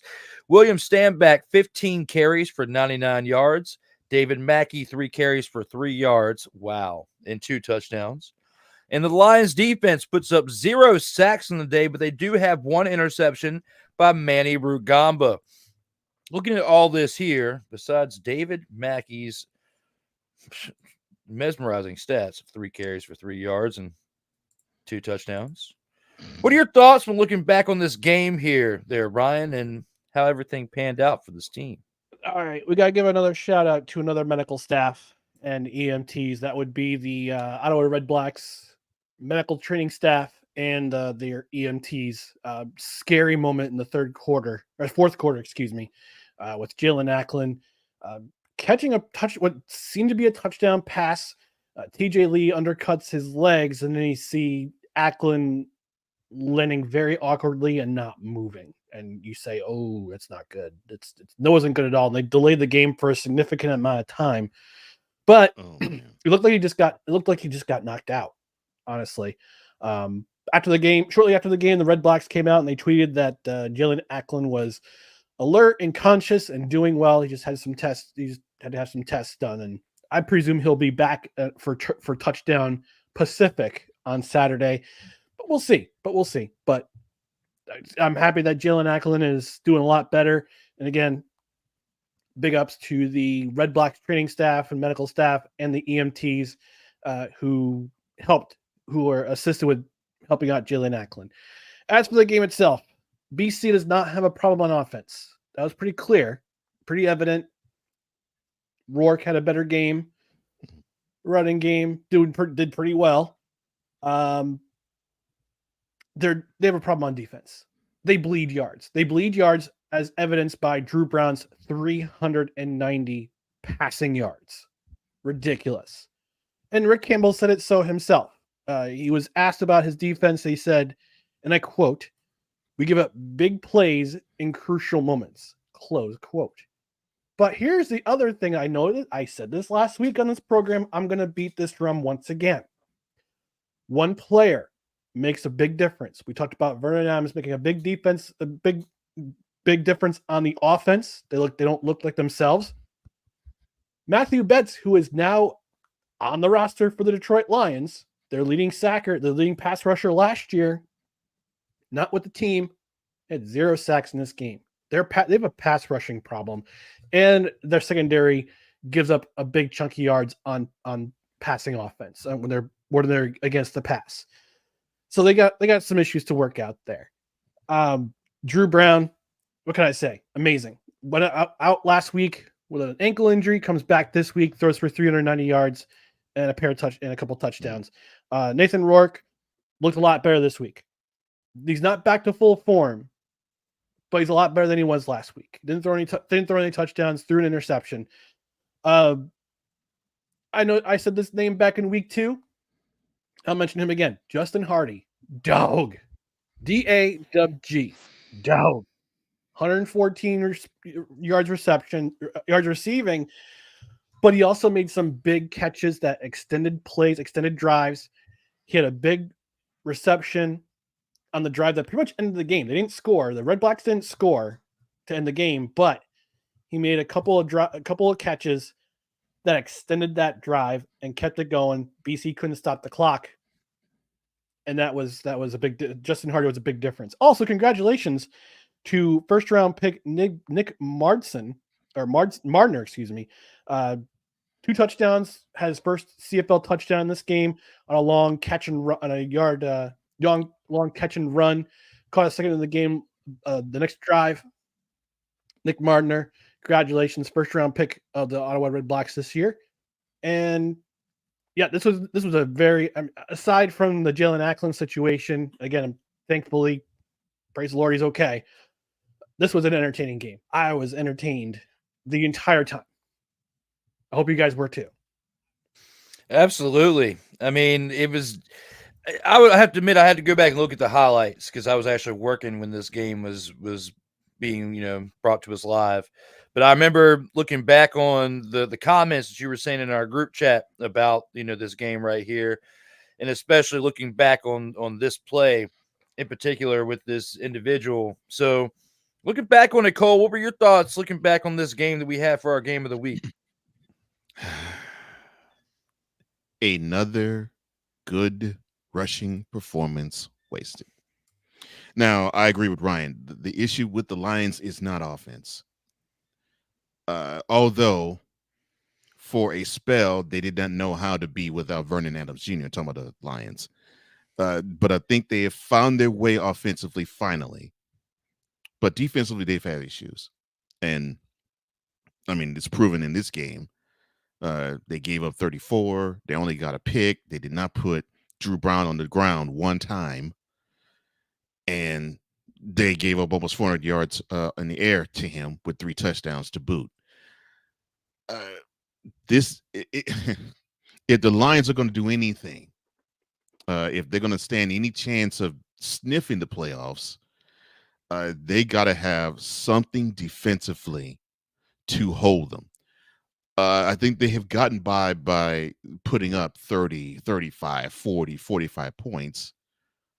And they basically had us look over the defense that gave up between 25 and 35 points to their doggone selves. And now, since they can't score as much, the defense is still allowing the same amount of points.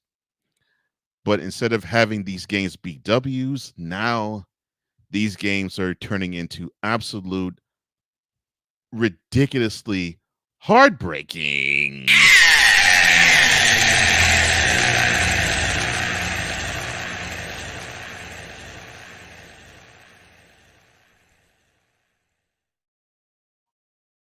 Look, Drew Brown, what can you say? I mean, yeah, and I agree with you on your dog of the week pick with him. 390 yards, 3 touchdowns. He did have a pick, but still, he gave you over 400 yards of total offense by himself, and that's really all you can ask. You want your QB to be a difference maker. He was in this game, and if it wasn't for him, and the Red Blacks defensively still getting after it and getting the timely sacks and the pick, the Red Blacks would have actually taken an L in this game. But Drew Brown was like, nope, not this game. Yeah, so shout out to them. I'll say this. I think this was a game that the Red Blacks have said, we now have arrived and we have to be taken seriously. And yes, we're talking about you too, that team up in Montreal. I did it again. Before I give my take. Did it again. I hit the mute button. Please don't ever do that again in my presence. Now, you're lucky I didn't have a crop top on when I did that. Oh, God. Whoa, Jeez. Before we went off the rails with that, I was going to go off the rails with something else. I was going to. Before we went off the rails with that, I was going to ask you for your chat there, Cole. Is Norman Paul out my Mickey? Is that your Mickey Delaney? Look at those comments. I'm not clicking on a specific one, but just look at them. Would you just look at it, as Ed Bassmaster would say? Now, as I give my take, look at the screen, son. Look at the screen.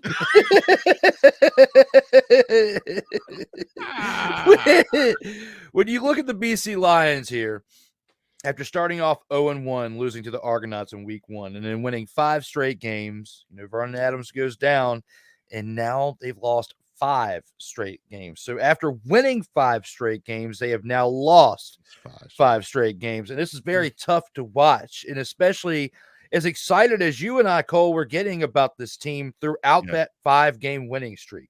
And then, Ryan, you've been here the past 2 weeks, and it's not your fault. They had already lost 3 straight by the time you came back to us here. But, I mean, just looking at this right here, can this team – is there any way – and I'm going to ask this to both of you guys before we move to the 2-minute drill.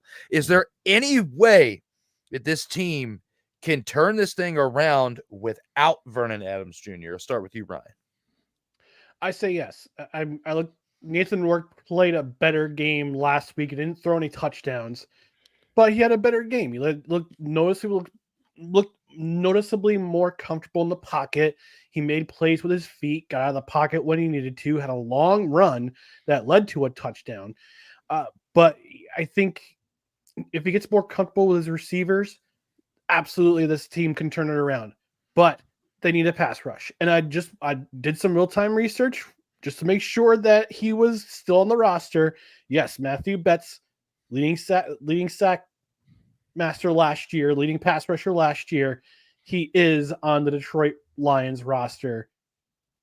Number 95 on the roster. Number 1 in your hearts from Laval, Université de Laval, Matthew Betts, backing up Aiden Hutchinson. So that Lions pass rush is going to be nasty. This BC Lions pass rush, however, is tame. Absolutely tame. They need to figure out how to get to the quarterback, how to make their opponents' quarterbacks nervous. They haven't done that all this year. And they need to figure out that part of the defense, that part of the team quick. Otherwise, their chances of hosting a Grey Cup is going to go down the tubes. Yep. Speaking of that, Cole, do you agree? You think they can turn this thing around, or they are absolutely done for the rest of the year? I disagree. Not that I disagree with Ryan's take per se, because his take is on. I disagree from the standpoint of the Lions defense can't stop a nosebleed. In fact, I really believe that if you were to put the BC Lions defense against a Pop Warner offense, they would have a tough time stopping them. Ooh. I just do not have any team. faith in the Lions defense at all. I don't. I want BC to defensively do something, and they haven't shown that all year. And yes, offensively, they're good, but they're going to need to have like their running back, whoever running back they have in the backfield, get 125 yards a game. They have to get whoever is going to be a quarterback throw for 400 yards for them, and you have to have this every single game for them to have a chance of winning, because they can't keep people out the end zone. And I think that's the issue. Until they can solve that problem, we're going to see them lose more games like this. You both bring up some really good takes. Because the show's on ice right now, I'm going to bring it back a little bit of spirit. When it comes to, can this team, the BC Lions, win and turn this around without Vernon Adams Jr.? I am in. That hair. I know. Yes. I don't miss the work. That's why I'm glad it's gone. But when it comes to the fact if they can, continue to reestablish the run, because they're doing okay with it. Stanback's doing okay with it. But it seems like even though he's been getting over 100 yards in certain games, they're still on this 5-game losing streak, because he had 100+ yards last week and they couldn't get a win. They're going to have somebody else that helps carry the load, and they can't rely on a quarterback to do so. Even though Nathan Rourke is 4 carries for 63 yards in this past game, we're talking about how in the NFL, the type of production of a quarterback running for 50 and 60 plus yards a game, how you're putting yourself out there and distraught. And Cole is losing his expletive over there in the background over probably something that he might want to share on the screen. Would you like to share with the class, Cole Johnson? Would you like to share with the class, Cole? Or I don't see any comments popping up. What's going on? I'll I'm stop my s- take just to see this because of how much you're convulsing in the No. background. Are you okay? No, Do you no, smell no, toast? Are you okay? Like, what's going on with you? no. I'm fine. It's just someone said that somebody as old as, and it just caught me off guard. I'm sorry, sir. Where's that at? And Where's that at in our show? oh no, it's nowhere on the show. But I'm sorry. Continue. I was listening to you, but I just saw it just caught me off guard. Yeah, so I was like, I didn't say anything remotely anywhere close to funny as that. No, now, no. When it comes to this take right here, if the running backs, and I say running backs because this man needs a little bit of help. This man, known as William Stanback, needs a little help. Because if you're getting 100 yards rushing in a mother-fathering game, and you can't win the mother-fathering game, you need a little help. You need a little bit of awareness, a little bit more focus on what's going on in the moment instead of what's outside of it, paying a little bit more attention to what's going on in the moment. That's what's going on with the BC Lions. That's why things aren't at 100, because you're not focusing on what you need to focus on, BC Lions. That's why you've lost 5 straight games, and that's why you are not at 100. Let's go ahead and take this into the 2-minute drill and see what we got in store for the 2-minute drill.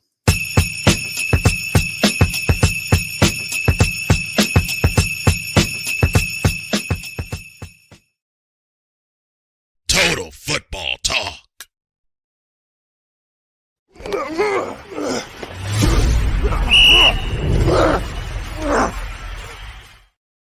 Now here with the 2-minute drill. Start this off with you there, Ryan. You know, week 13, Montreal Alouettes, who are 10-1, have the bye.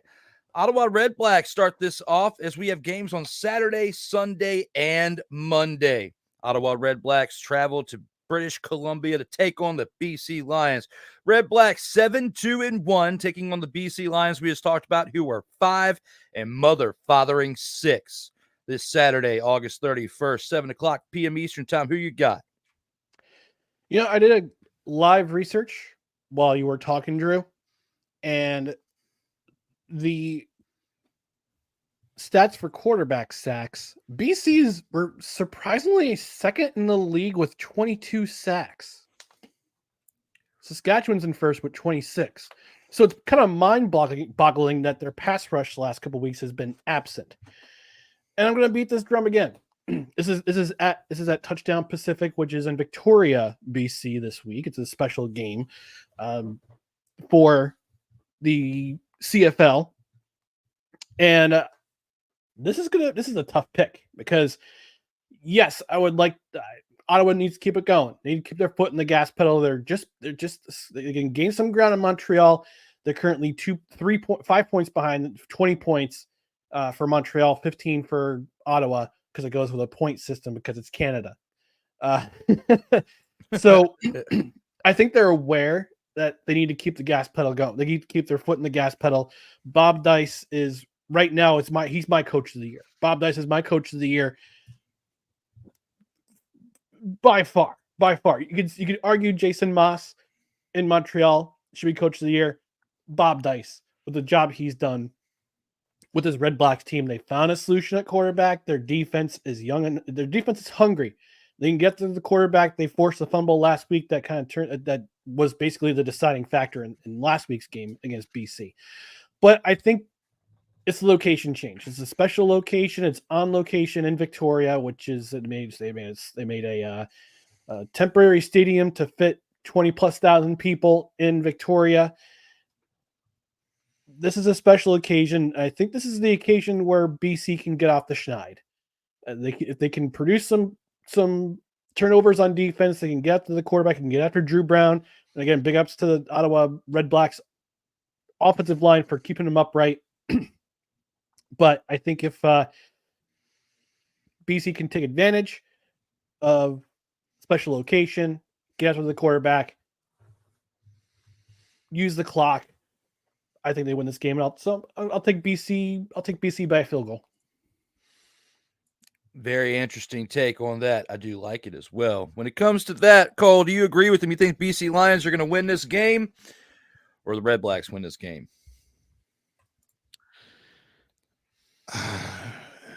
to me, the only way I could see BC winning this game is if they have some type of emotional uplift, like a Vernon Adams Jr. coming back. If you have that, then I'd probably pick BC, because then you'll have basically the Willis Reed effect, where it's like, our leader's back, and I think we now have the confidence to be ourselves. But the pressure of having so many have to basically play next man up, and it's faltering. It's faltered even at home, or in this case, near home, since I know Victoria is not their home city, but still it's in their home province. See, I know, Ryan. I didn't say state, but yeah, very good. I don't have faith in this team. I really don't have faith in that defense, and I have a good amount of faith in the Red Blacks. I think they can go on. They've proven that they can go on the road and get key W's. I think they'll do this here, and since they already have the experience of beating them just only a few days ago, I think they can turn the trick again Saturday. So I see the Red Blacks going to 8-1, and they're going to give the Lions their 6th straight loss. That being said, we're split. It's up to me to decide who takes this one. And as much as I've been riding the coattails of the BC Lions this year, at certain points, I just can't do it anymore. I'm going to side with Ryan and say, I'm going to side with you, Cole, and say that the Red Blacks are going to win this game, and they're going to improve to 8-1. I don't think that the BC Lions, unless Vernon Adams Jr. comes out of cocoon and is fully healthy this upcoming week, there's no way this team wins. And even though I feel like if the Lions do establish their run a little bit better with dual running backs and not just leaning on stand back here, that's the only way I feel like they can do it without Vernon Adams Jr. But considering what they've displayed in the past 5 games, I'm not on board with it. I'm going to say the Red Blacks win this one, but it's going to be a close one. Kind of like what Ryan said. I just think it's going to go the other way, and the Red Blacks win by a field goal in this game, and we'll see how that all pans out. Hey, who's giving them the business? Now moving to Sunday, the Winnipeg Blue Bombers, who are now 5-6, travel to Saskatchewan to take on the Roughriders, who are 5-1. Play at 7:00 p.m. Eastern time this Sunday, the 1st of September. We are already at the 1st of September. Cole, give us your take on who you think is going to win this matchup right here. Wow, that is the first time since we have done CFL coverage that you've actually said the Roughriders name normal. That tells you, ladies and gentlemen, how horrible of a trend the Saskatchewan Roughriders have been on. Or he might just be composing himself in the moment. But yes. Or composing yourself in a moment. Okay, well, good. You have one team that's on the way down. You have another team that's on the way up. And yes, I know the team that's on its way up is on the road here. I got to go with the Blue Bombers. The momentum that they have, I think, is going to continue. And unfortunately, I think for the Roughriders, it's going to be one of those real close, hard-fought L's again. It's not that I don't believe in this team. It's I believe more in the Blue Bombers in this case. Ryan, what are your thoughts on this one? Do you think the Blue Bombers are going to take this one and improve to 6-6? I'm going to be the contrarian here, and I'll go with the Saskatchewan Roughriders. Yes! And I'll tell you why. Lord. This week is Labor Day week. Labor Day weekend is a special weekend if you're a CFL fan, because this is akin to rivalry Saturday in NCAA football. This is when your arch enemy, your arch nemesis comes to town, or you visit them, and you get to play them on either you get geeked up for this game. And especially over the last 2 decades, this game in particular has been the game you get geeked up for, the Winnipeg Blue Bombers and Saskatchewan Roughriders. And I think I talked last week about the Saskatchewan Roughriders learning from their mistakes. Well, they've lost their last 2 in a row. They're winless in their last 4. The last time they won was, interestingly enough, against the Winnipeg Blue Bombers at home in a really ugly, a bowling shoe ugly game that I listened to on the way home from the Arena Bowl. So this is one of those games you get geeked up for, especially if you live in the province of Saskatchewan or you live in the province of Manitoba, because this is the first of a back-to-back series with your arch nemesis. And Saskatchewan, they turn out. Those people turn out at Mosaic Stadium. So I think if you see Saskatchewan get after Zach Collaros a lot, and they do a lot of the things they did about 6 weeks ago against the Blue Bombers, I think they win this game, and I think that's what I'm going to go with. I'm going to go with Saskatchewan's defense standing firm against this Blue Bombers offense, who has gained a lot of momentum on the rushing side, but Saskatchewan's defense, we've seen over the last couple of weeks, they're very tough against the run. Very tough against the run and the Blue Bombers, their bread and butter is the run right now. That's going to be the X factor, is the defense for Saskatchewan. I'm taking Saskatchewan in a very close one. I really want to disagree with you because of what they've done over the past 5 weeks, right? 0-4-1. They're playing like a bunch. Not so Roughriders. They're playing like a bunch of these dumpster pelicans right here on the screen. Is what they have been playing like. Hey, there's Trevor Harris right there. I see him right there. He's over the ball. Bring him up again. Look at that beak. Look at that beak sticking out. You can definitely tell who that mother father is. Now, when you look at this situation, I want to disagree with you. But based on what you just said, especially with how their defense is playing, they're racking up multiple interceptions in a game. They're getting a decent amount of sacks. And for a team that has been playing pretty well defensively, they should not have an 0-4-1 record over the last 5 weeks. I should be able to get up here and say the other half of Saskatchewan. Okay, but I'm not going to, because I don't want to get myself excited just to let myself down again. But to kind of not jinx the situation in the great words that you just said, based on the defensive play, I'm going to side with you this time. I'm just not going to say the other half of Saskatchewan. I'm going to stay within the realm and just say Roughriders right now. And then we'll go back to Saskatchewan Roughriders. Okay. And then once they start winning again, I might just bring the rough back into Riders, okay? But I'm not saying the whole thing because I don't want to jinx it. Right here and now, I'm going to side with McCarthy because of the defensive play and because when you look at this Winnipeg Blue Bombers team, I'm really happy to see them turn it around. But based on the take that I gave for them earlier this season, I do want to see them lose to the team from Saskatchewan, known as the Roughriders. Hey, who's giving them the business? Now let's look at the next game that we have here. We have 2 games on Monday this week. Very interesting. But it's because of the way the NFL is laid out. And we got the Toronto Argonauts, who just improved to 2 games over 500, traveling to Hamilton to take on the Dumpster Pelican-esque Tiger Kitties, who are 3-8. They're playing at 2:30 p.m. Eastern time on this Monday, the 2nd. When we look at this game right here, who wins and why there, Cole? Is it the Argonauts or the Tiger Kitties?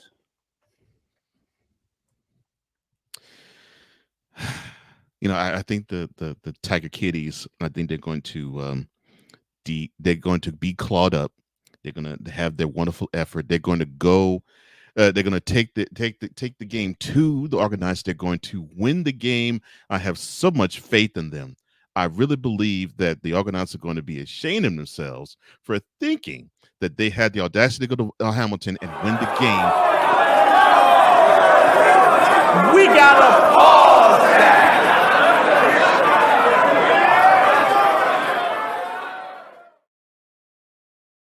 Tiger Cats don't stand a chance. Argonauts. Ooh. Ryan, do you think the Tiger Kitties can improve to 4-8 or the Argonauts improve to 7-4? I've been saying to myself most of this year, don't sleep on the Argonauts just because they're missing their number one quarterback for half the season. Don't sleep on them, and they've been doing a pretty solid job of maintaining their offense. Their strength is their run with Kadeem Carey. But I saw something different with the Tiger Cats last week. Something's different about this defense now. That they forced 3 turnovers. They gave a lot of runs, gave up a lot of yards on the run. But that's just because that's who Winnipeg is. Toronto's a different beast. Toronto's kind of a hybrid, and they didn't have too many rushing yards last week because Saskatchewan was just that good on defense. But this is going to come down to whether or not the Tiger Cats can run the ball. We've seen and I said it in the last segment, feed Greg Bell. Here's the rub. Toronto's number 1 in rush defense this year. They're allowing just a little bit over 69 yards, per game. If the Tiger Cats can control the ball, they can keep Toronto's offense off the field. And Toronto's offense is pretty efficient. And now they have Chad Kelly back. We saw what he did last week. But if the Tiger Cats can control the ball, they can force the Argonauts. They can force Chad Kelly to throw picks. I think the Tiger Cats have a chance in this game. They're at home. It's Labor Day. It's a home game. It's a Labor Day classic. It's going to be another home crowd at Tim Hortons Field getting geeked up. I'm going to take the Tiger Cats in this one. I have a minor upset here. Mm-hmm. Well, well, Drew, over to you. For the first time in quite some time, I'm very speechless. I'm trying to put my words together because I cannot believe that you chose the Tiger Kitties to win this mother-fathering game. Yes, I see you over there, okay? Let's help your cause. Look at how this team has played all year, Ryan McCarthy. But because you are the insider. Tiger Kitties win picking them. Where is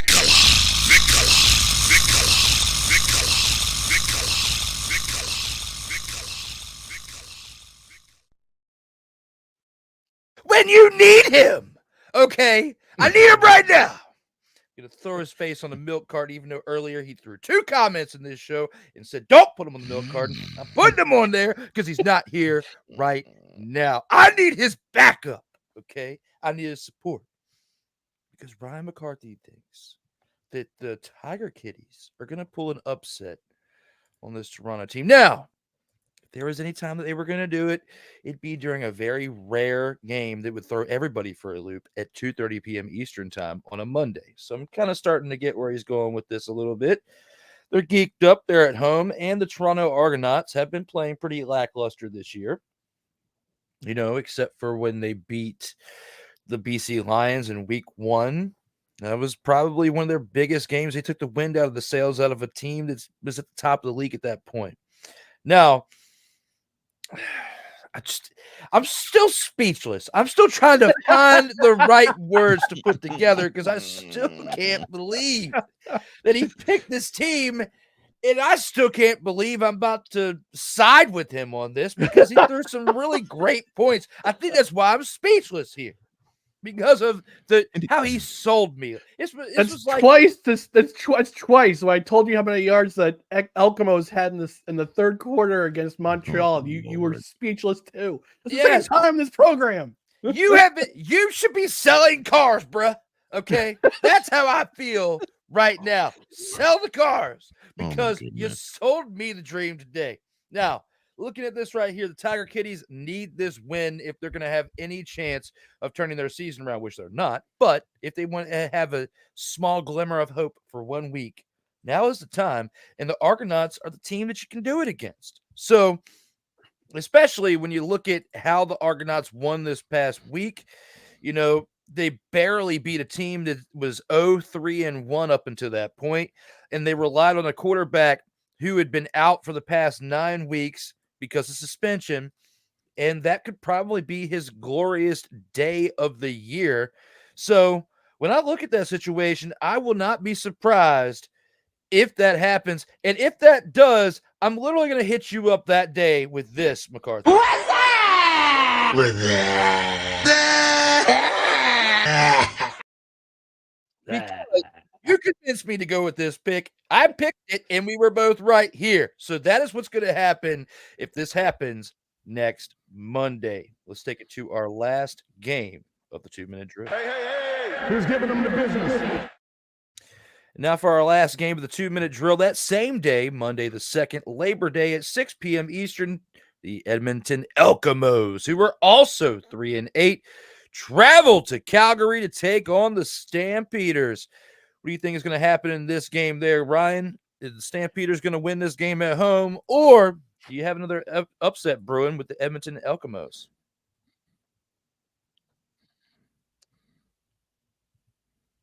Calgary's rush defense is next to last, allowing just over 108 yards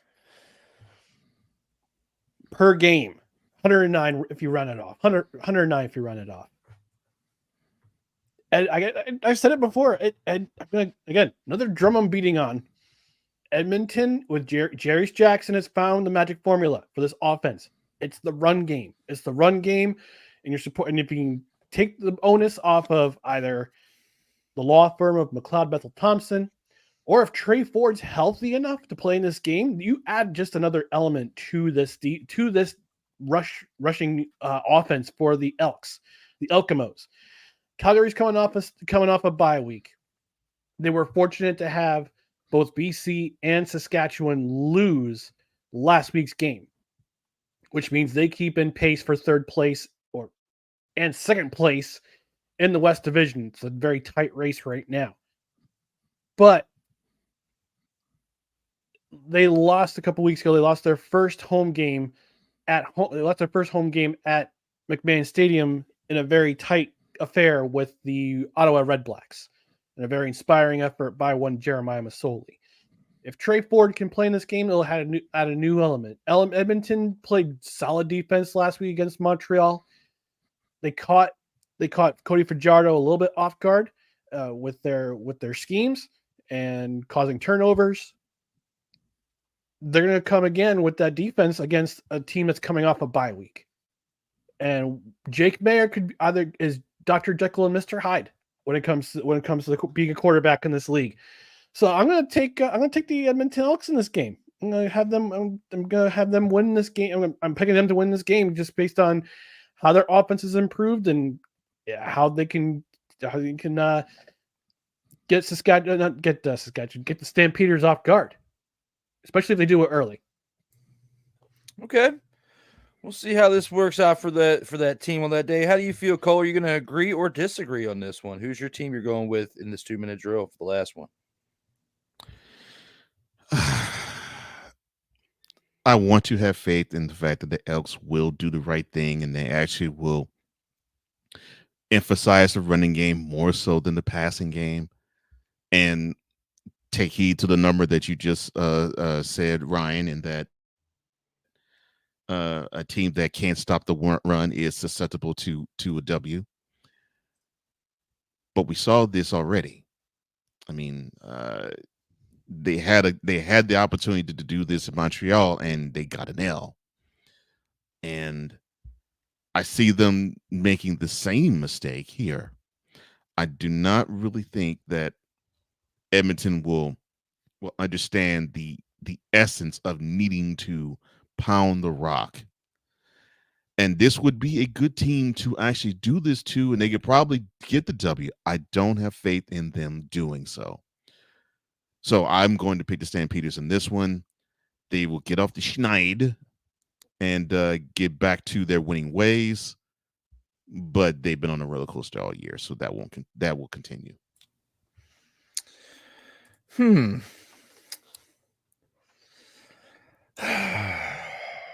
I'm going with the Eskimos in this one. Yeah, I like the Eskimos in this one.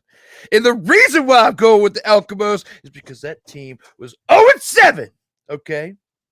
And they are 3-1 in the past month. They have been drinking the right Kool-Aid. And it is not Coach Prime's Kool-Aid. They have not been going to Colorado and drinking that and getting upset and going off on reporters and then having to have a school defend you because you can't defend yourself and tell them that he is barred from questioning over there in media. Has nothing to do with my take on this, but it has everything to do with the energy. And the energy is that the Edmonton Elkamos are going to improve to 4-8.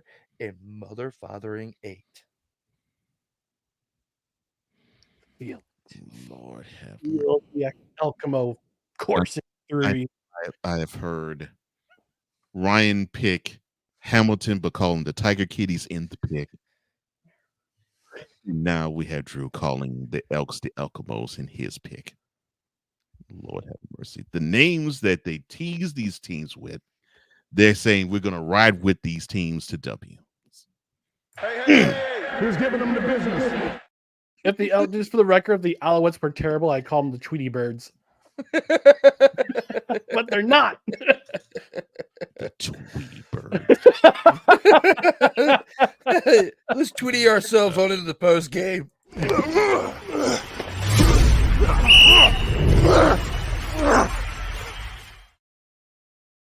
Total football talk.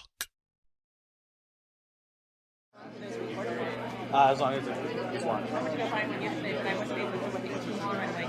It's great. I love it. When it comes to episode 52 of Total Football Talk, we are now at the point where we got to discuss the post game, our closing thoughts. We'll start this one off with our guest, that being Ryan McCarthy. Thank you, Mr. Willingham and Mr. Johnson. Go! Speaking. Two Harry Carries, Speaker. really? Yes! I'm going to have an ice cold pitcher of Bud after the game. So let me go back to my original thought. My final thought for this game, for this episode. A couple days ago, actually it was yesterday, I was looking through my Facebook feed and my memories came up.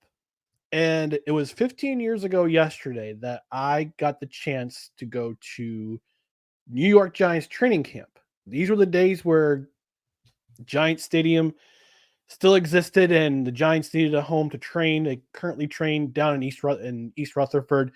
But for a good decade plus, they trained at the University at Albany campus. And this kind of harkened back to my days learning the game of football when I was a kid. I first started watching football when I was about 4 years old. Little itty bitty kid looking at the New York Jets uniforms and remembering who my favorite Muppet was, and what his color was, and the color of the uniforms of the Jets. I'm like, I'm going with that team. Kermit. And then a few months later, actually a couple of years later, excuse me, watching Doug Flutie do his thing for Boston College, I'm like, that's my quarterback. I love Doug Flutie, who actually joined the New Jersey Generals that spring and played with the magical Herschel Walker. Then we moved up to New York, and my love of football continued. We had a big yard to play in. Dad would throw the ball with us every so often. He'd teach us would play football with us after work. After a hard day at work, he'd still come home to play some football with us, teach us how to run patterns, learn how to pass rush, learn how to catch the ball with your hand. He always told me, catch the ball with your hands, not with your body. Leads all the way. I didn't play football in high school. He wouldn't let me play football in high school because of the injury factor that he suffered when he was in school. But my love of football, it continued on. And we talk about how football is family, and it's absolutely correct. Football is family. And I talked about that day that I went to Giants camp with my dad and my brothers and my nephew. That was a fun day. And yes, absolutely. When people say football is family, it absolutely is. Football is definitely family. It keeps the family. It gives something to have some commonality with, and it makes family fun. It makes the game fun. It makes family fun. So I'll leave you with that. Football is definitely family. Great take on that, Ryan. And when it comes to that, there's definitely true words that came from your statement right there. And look forward to doing this thing again with you when I have a breaking news announcement during my take. But when it comes to this right here, Cole, give us your final thoughts during the post game of the show. So this is supposed to be the exciting part of the whole year, and that we get a chance to watch football. And we watch it from the collegiate ranks. We watch it from the professional ranks. We even watch it from different professional ranks. And I've been seeing some comical stuff from husbands to wives giving notes to them saying, "Here's a 2 weeks notice. I've been a good man. I've been faithful to you from the time Super Bowl ended till now, but I'm giving you a 2-week notice. Do not bother me every Sunday, Monday, Thursday, a couple of Fridays, and Saturdays in December. And don't bother me in those days until the Super Bowl is over." And for those who don't know, Super Bowl is going to be around Valentine's Day. So think about that. So this is supposed to be a great time of year, right? And as you all know, I do a show called The Morning Shift. And I was going to do actually a cover story on Ted Lasso. And then I got hit right between the eyes with, thank you, sir, on the B3 Morning Show, Coach Johnson YouTube channel. B3 Catch that. Catch that. Catch the fever. But in prep for it, I saw a story that shook my world a bit, but it made me think the NFL has to go on the offensive again. When an Alabama high school quarterback, he unfortunately suffered a head injury and head trauma in a game on Friday, and he died the next day. A lot of people, and it's funny, Ryan actually said that football is family. And yes, I know that very well because I did get the chance to play football, and it is a familial scenario. You get to have a bond in ways that you just wouldn't at any other juncture in life. But unfortunately, those others don't see it that way. They see it as a danger. They don't see it as you can bond, that you can forge your way through, that through physicality and through toughness, you can actually find yourself to be a different person, and literally you can find yourself, period. You can be the best version of yourself with this game. They don't see that. They see CTE issues. They see one hit can mess your life up. They see one hit can actually kill you. That is what they focus on. And so the NFL, and every time I've seen them go through it the last 10 years, every year they've gone on the offensive, saying to parents of children, the sport is safe. Don't worry about it. The sport is safe. Just as long as you have people who teach the proper techniques, the sport is safe. But when you have these stories that come up, you're going to have parents say, and this is why I don't have my son play football. And this is on the throes of seeing girls wanting to play football, and some of them succeeding. All of this is this menagerie. All of this is this gumbo that is stirred into the sport I love the most. And yes, there are, would I be lying to you if I said, well, no, there are no inherent dangers to playing football? Yes, I'd be lying to you. Of course there are. It's a physical sport. No question about that.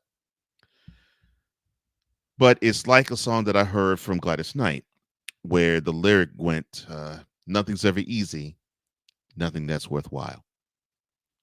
And football is a worthwhile pursuit, one that is not easy, but one that is beautiful to watch when it's played correctly. So as I become one of those husbands that issues his 2 weeks notice to my wife, saying that starting on September 8th, you shall not bother me each Sunday until the Super Bowl is over. I'm wistful, yet I am still optimistic. Just as long as I don't see Pittsburgh Steelers games, because I cannot stand Justin Fields dropping yet another center to quarterback exchange. Happy 2024 NFL. Very interesting. But my question before I give my take is not with you, but with many other people around the world and throughout time since football was invented. You think football is the reason why divorce rate is so high? It might be, but you got to. I think you have to have the right type of woman, or the right types of women. Either one, it's like, yes, I understand this is something you love. As long as you entertain what she loves, that's good. Or she actually is just as big of a fanatical nut about football as you are. Yeah, and it also probably helps if during the off season you're devoting the time in the right ways to make up for those Sundays and Monday nights and some Thursdays, where you're watching football. So yes, very, very great take on that.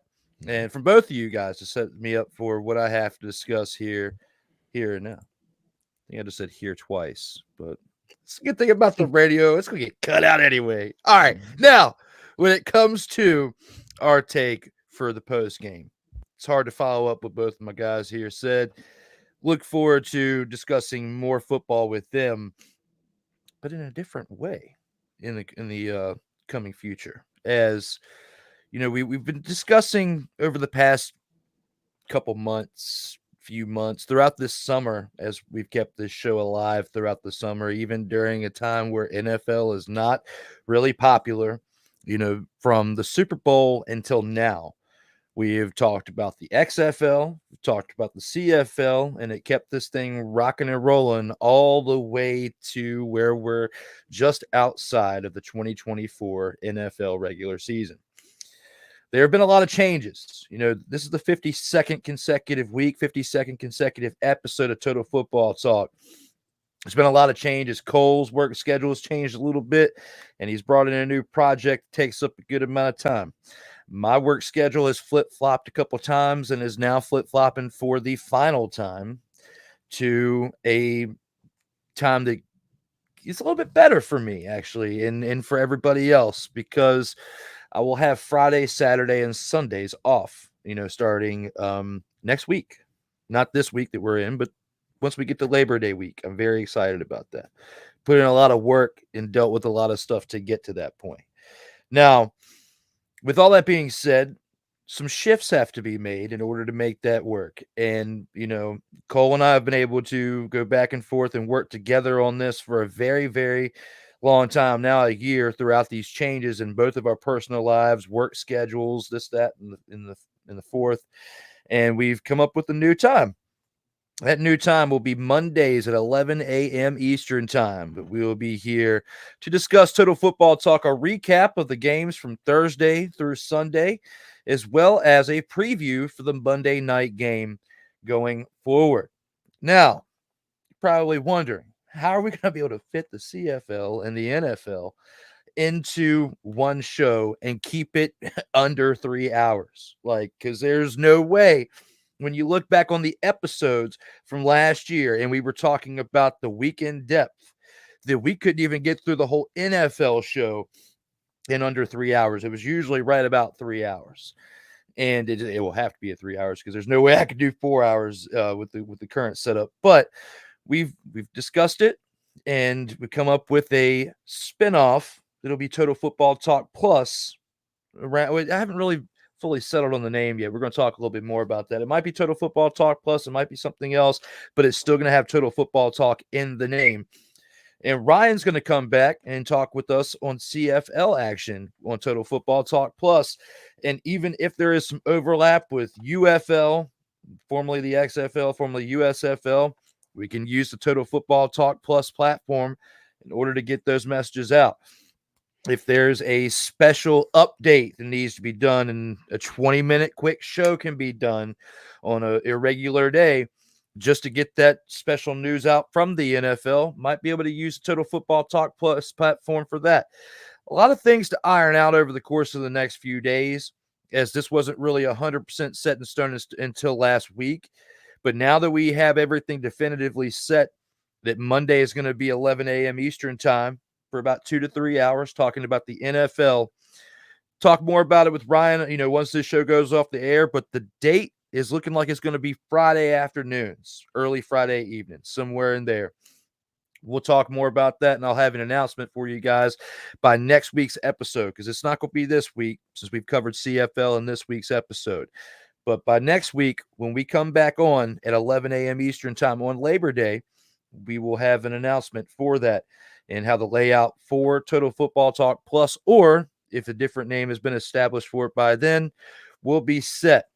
But just wanted to take this time during the post game to let you guys know that even though there's been some like Easter eggs and some innuendos and everything with all that being said throughout the past couple months, that we were leading towards this move at some point, you now have an actual definitive day that Total Football Talk, the number one, will be continuing to go. And that will still be on Mondays, but 11 a.m. Eastern time, 10 a.m. Central, which you can still find on Sartoba Media on YouTube, as well as Comey Media Incorporated on YouTube as well, each and every Monday morning going into the early afternoon.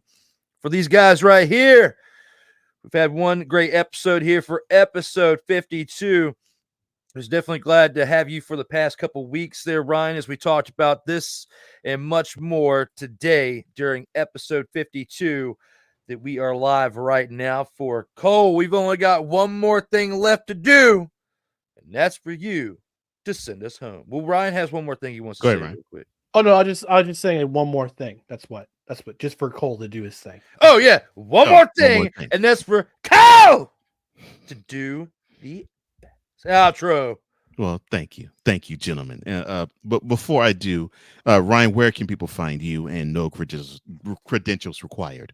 Oh yeah, so no credentials required. We're back live on Tuesdays at 8:05 Eastern on our YouTube channel. It's just type in no credentials required. We're right there. As for me personally, you can find me on Twitter/X or on Instagram. It's whoisRyanMCC.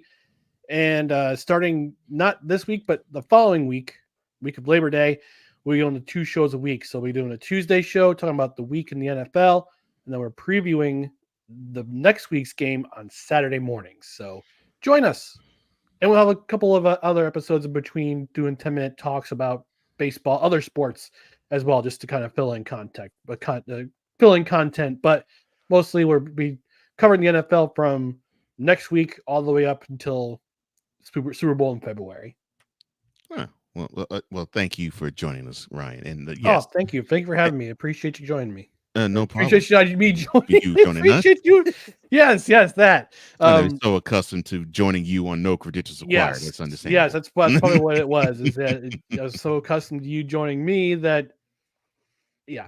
So yes, thank you for inviting me on. I love talking CFL with you guys and chopping it up with the with our friends talking about the league up north. So thank you for letting me come on and have a platform to do it.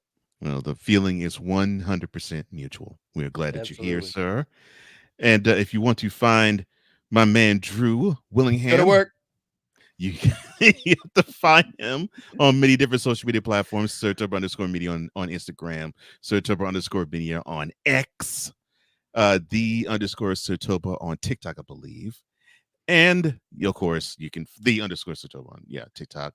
And then there is Sartoba Media on the YouTube channel. And you can find me at floco.com/page/host Cole Johnson. That's floco.com/page/host Cole Johnson. Well, that does it for another episode of Total Football Talk. Actually, for the 52nd time, we're saying goodbye to you. For Ryan McCarthy and for Drew Willingham, I am Cole Johnson, here to say in parting, as we always do, in life, just like a tackle, keep your head up. And always remember, you gotta play until the whistle blows. And as always, stay safe out here in these streets.